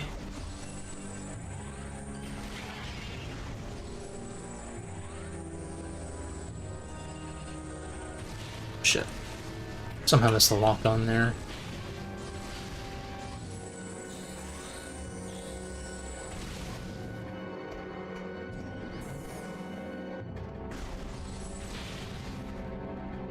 I know there's something good in here. Can I do it now? Right? Okay, maybe not. Although maybe if I lasso this or something. Yeah, that's literally it. That's it.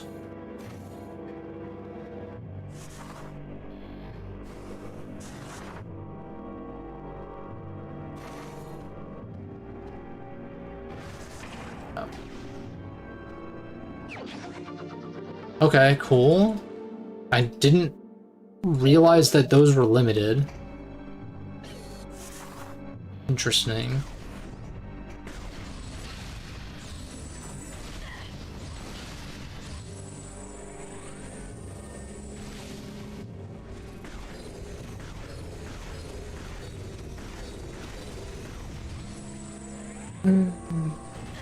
Okay, mines, sure.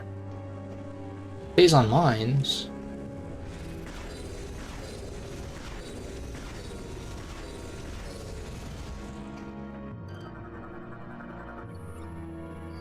I mean, they're not phase on mines, but it's a fun play on words regardless.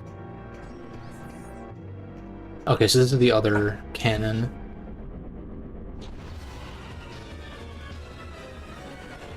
Oh, interesting, okay. Yeah, I never considered using them for combat is interesting. God damn.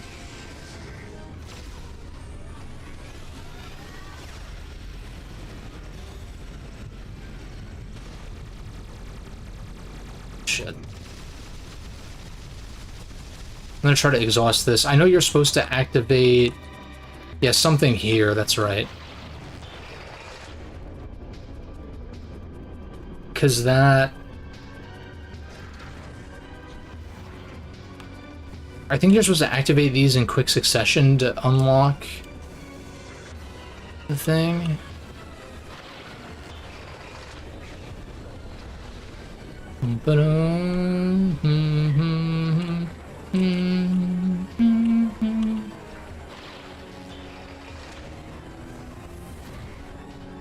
Okay, yeah, so that unlocks, and then we can destroy these fuel.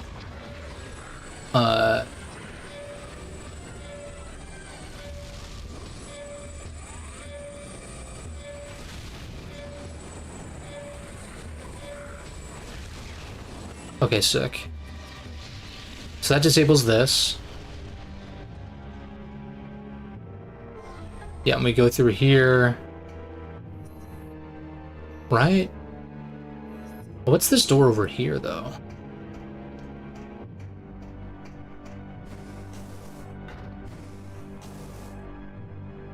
I'm assuming I can't get up there right now. But let me try this angle.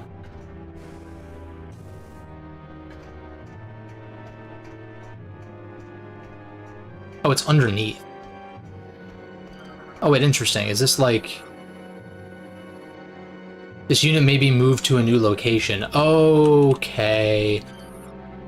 So, put a pin in that for later.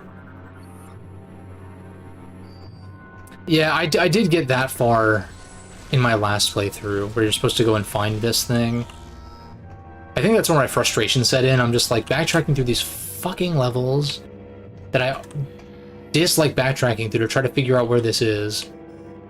But now I'll just make a mental note of that. So now, which way did I come through? It's here, right? So we want to take a right. Why is the map so zoomed in? Oh my god. I don't like how the mini-map is so zoomed in, dude. You can't see anything.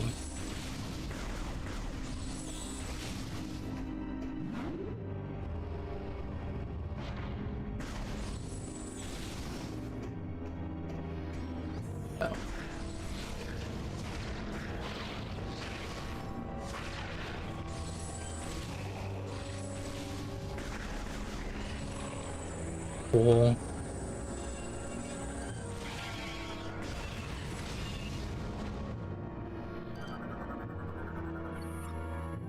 Unable to pass through while disc is in position.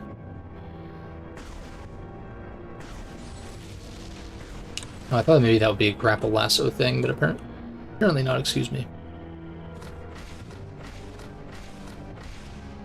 The FOV kind of breaks the pumping animation a little bit, the shoulder. Okay, this is a free missile expansion for Moginar.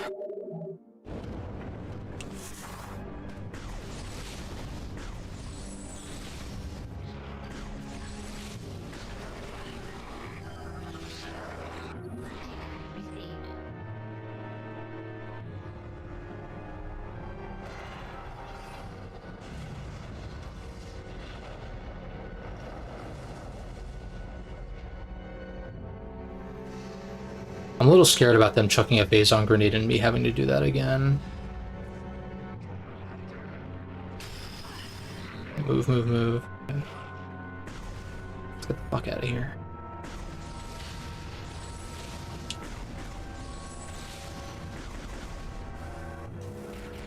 So now I should be able to land at the Leviathan Seed, right?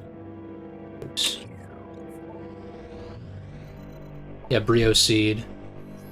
I don't think that would be on the map if I couldn't. So what's my fastest way out of here? First of all, let's make a save. Oh, and then guess what my way out of here is? A straight line. Well, it's a curved line, but it's a straight line.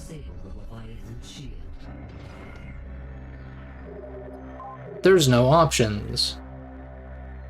I literally just have to backtrack literally through a straight line.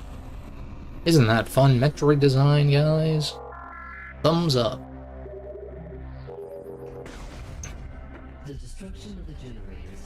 Samus, the new map marker on your map indicates where you should go. You must fly to the new place that you could not go before. Wow. Amazing.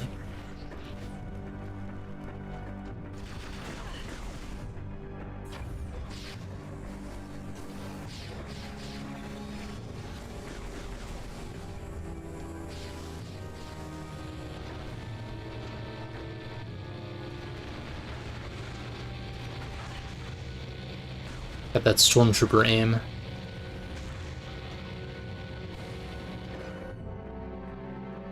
Like again, when you're in the motion of like going back, it's not as bad as it looks, but when every time you have to go back, it is through like straight line level design. Like literally fucking hallways, dude. And in a certain type of game, I don't actually mind that, but in a Metroid game, no, I can't abide by that. Even though the other Prime games are largely linear, like, there is still some level of agency in how you maneuver them, and when you maneuver them, it isn't as simple as, like, just going down a straight path. Or rarely is that the case.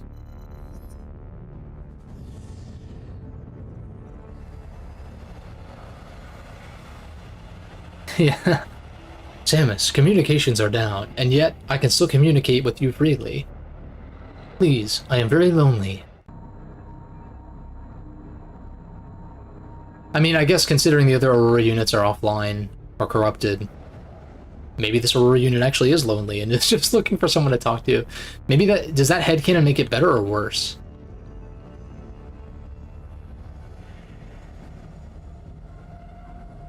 Also, I'm sure you get a checkpoint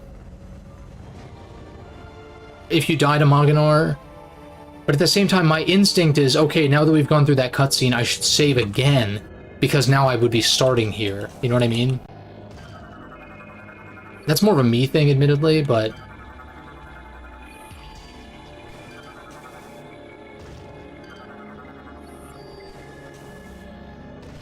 Alright, Moginar.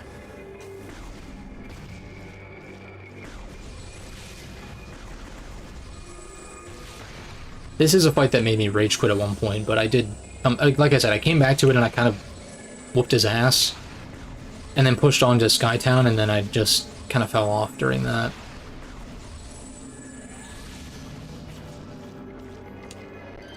Get a scan of him. Yeah, I I think I just didn't really understand how to fight him when I first got here. I think that's pretty common. Like, I didn't realize that his orbs stay destroyed, kind of. I mean, he can recover them if you're not careful, but... yeah. I also think the soundtrack tries to be too generic space opera.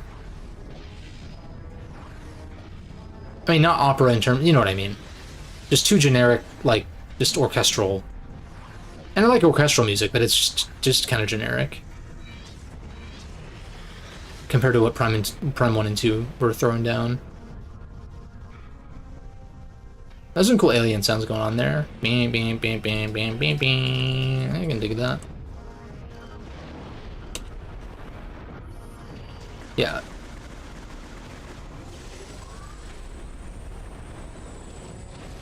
Shit.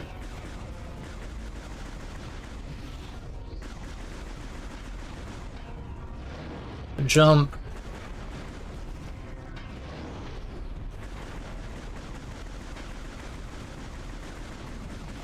So I guess my priority should be, yeah, like fully destroying one. Oh, right, I don't want to.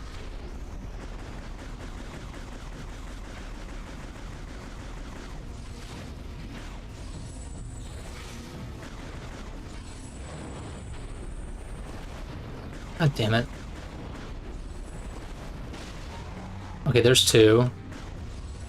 I'm trying to remember, like, am I supposed to phase on, like, hyper mode these, or am I supposed to just break them standard first? Guess we'll figure it out. Okay.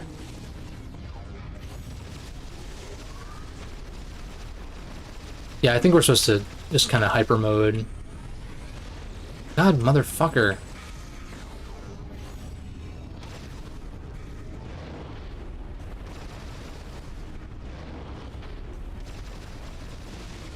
Okay, there's one. And then he tries to recover. Oh, right, then you bomb his feet.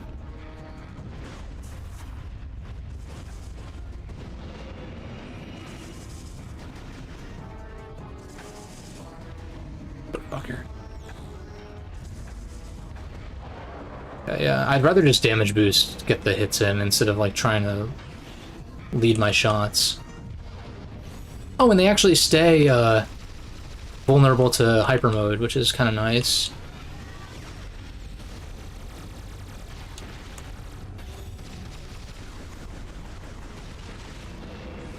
Okay, nice.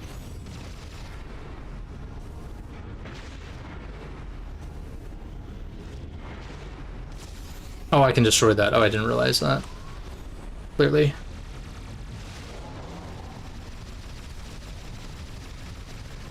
We'll just exit.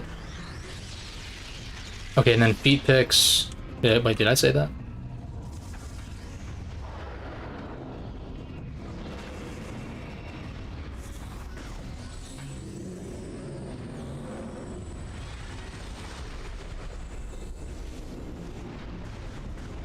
Oh, shit.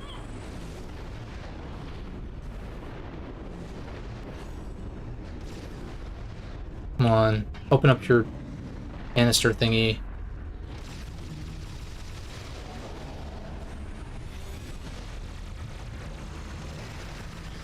Yeah, let me exhaust. I am running a little bit low on health, so I want to be careful here. But these aren't destructibles of shitballs. Fuck, I'm actually shit.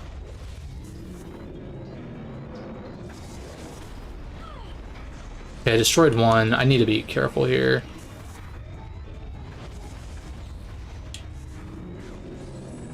Fucking balls. Oh, I forgot he has one on his back. That's right.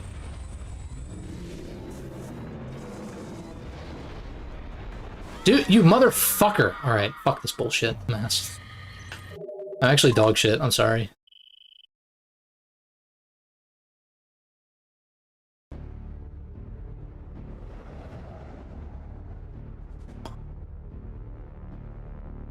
Me me me me me me me. Me me me me me me me me me. Me me me me me me me me. Why do we have to watch this whole fucking cutscene again, dude?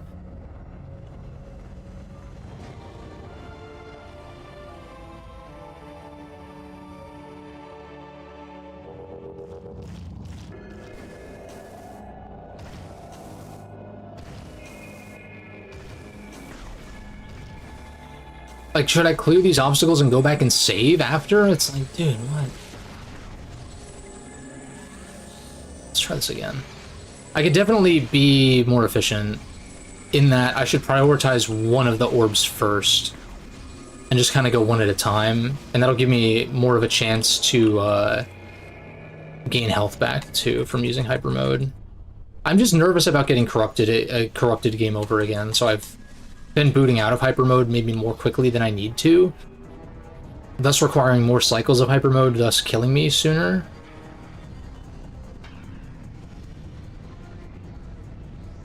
Come on, Maganar. Let's go, buddy.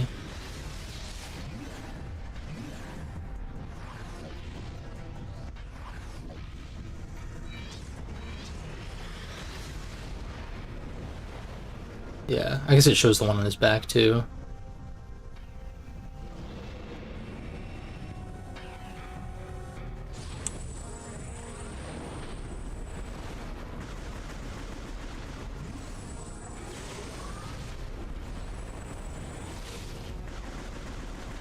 That was a pretty good shot if you ask me. What?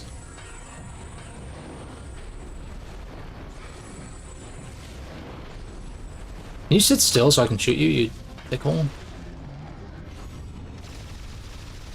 What?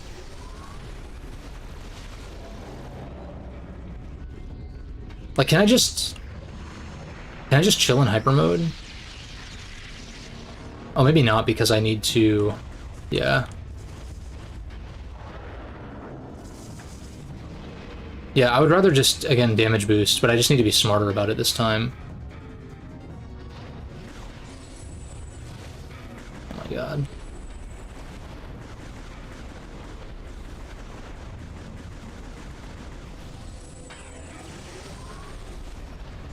That was a good shot.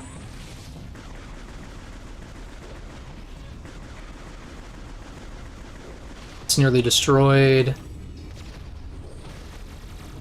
Give me those health drops.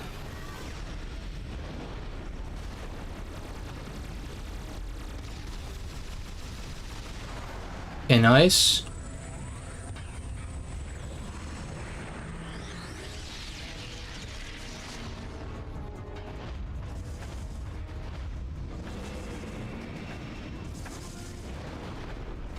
Motherfucker.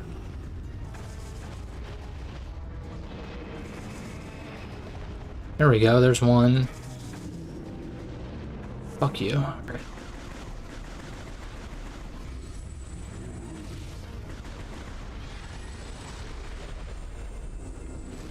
Yeah, I'm not entirely sure what this attack does. Oh, it just causes debris to fall. Good old debris.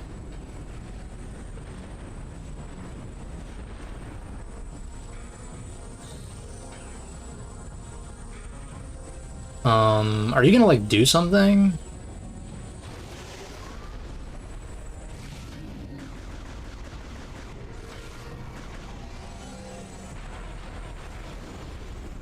Oh shit, fuck me.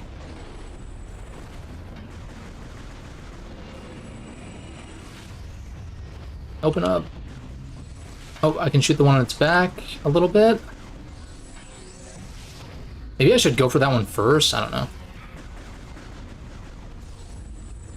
Be vulnerable for longer, please. I'm trying to help you.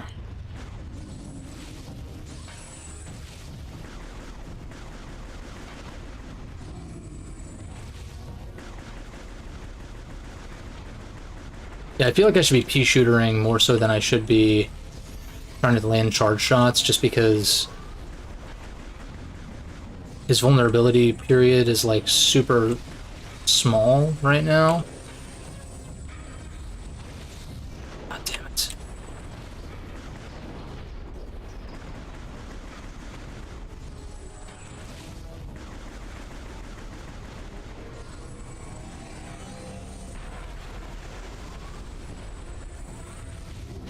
Okay, nice, finally.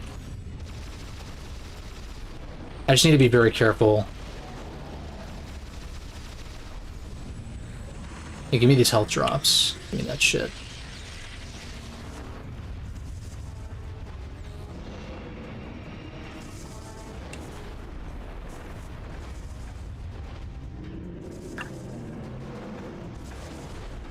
Motherfucker, dude! God damn it!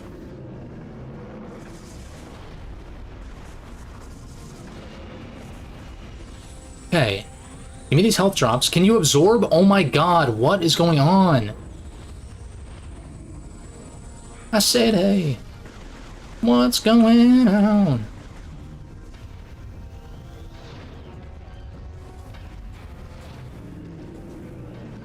Oh, he's not even...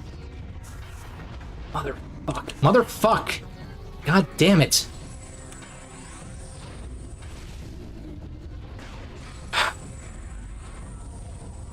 Alright, charge at me, come on.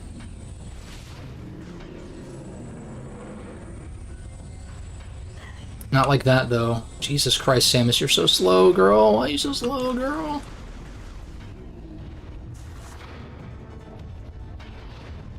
No boost ball.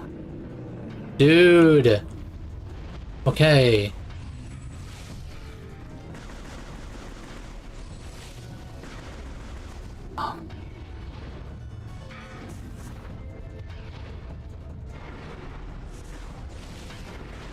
Get the fuck out of here with that shit.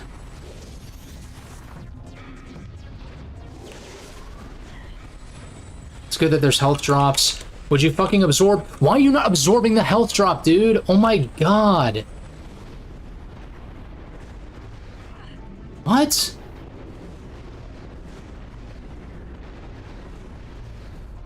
This is my least favorite trope in video game bosses, dude. It's just like...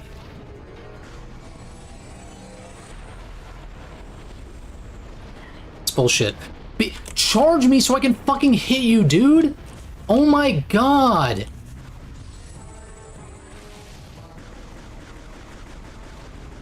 Motherfucker! Take 10 minutes to do it again! God damn!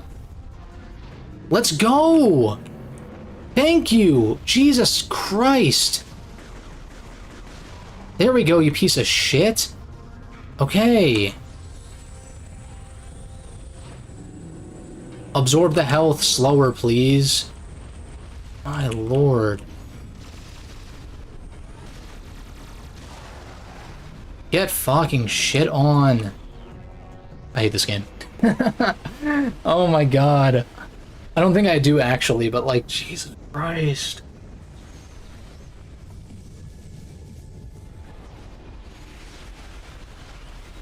Yeah, I know I can play better, but like, jeez. It's like every facet of this game gets on my nerves to some degree.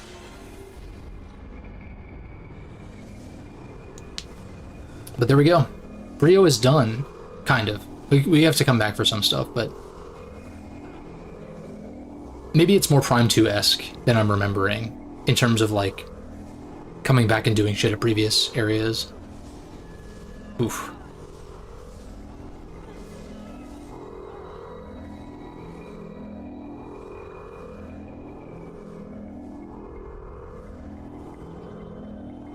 Looking a little rough there, Samus.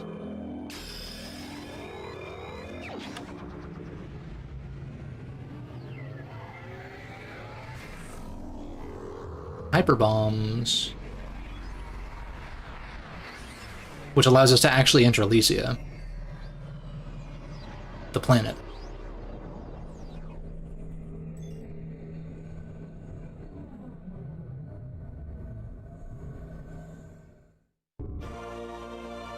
Hyper ball, blast ball.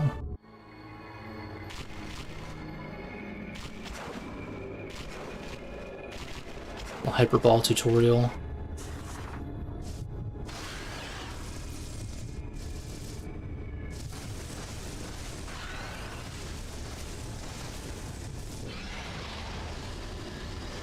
Interesting. Ew.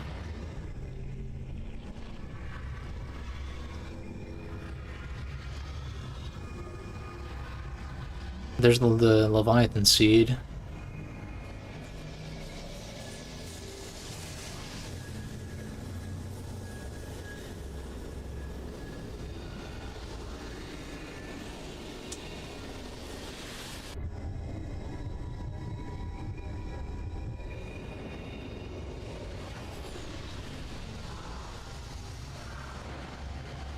This game's weird. I don't get it.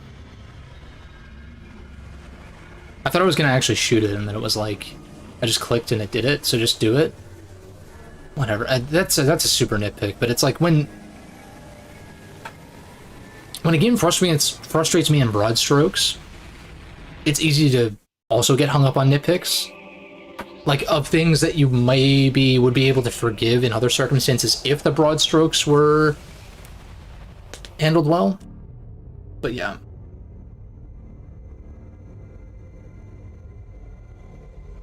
I guess my hope with Prime 4, and I'm pretty confident that this will be the case.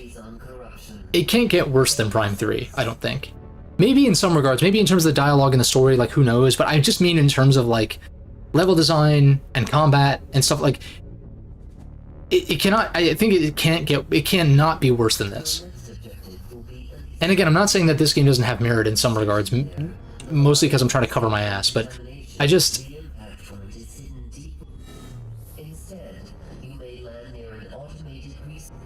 From what I've seen of Prime 4, I'm like, it seems like it is more in line with Prime 1 and 2 in terms of, like, the core of it, right? Obviously, you have the motorcycle hub, Hyrule Field kind of equivalent, and you have more NPC focus, but, like, who knows how those will stick in terms of how they stick the landing, but I think the individual areas, from what little I've seen, I think it'll be more akin to not this game. We are concerned about Gore ever since he lost contact with us. Good luck, Samus. Okay. So I don't think there's a way for me to save from here. So we'll go ahead and land on Elysia, and then I'll save, and we'll call it a night. Yeah, it does kind of seem like a melting pot in a lot of ways. And I think if you were to take some of the best elements of each of these games, then I think you could end up with something special, right? It's just about learning the right lessons from this game in particular. And not that there aren't lessons to be learned from Prime 1 and 2, sure, but... yeah. Skytown is pretty sick, though. It's no Sanctuary Fortress, but it is pretty cool. And we will see some more of it next time. Let me just save real quick.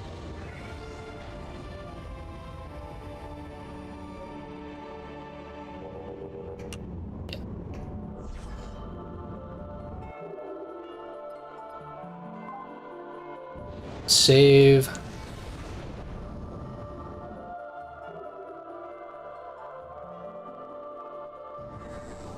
Does it do the jingle again after I come out of the ship? Okay, no.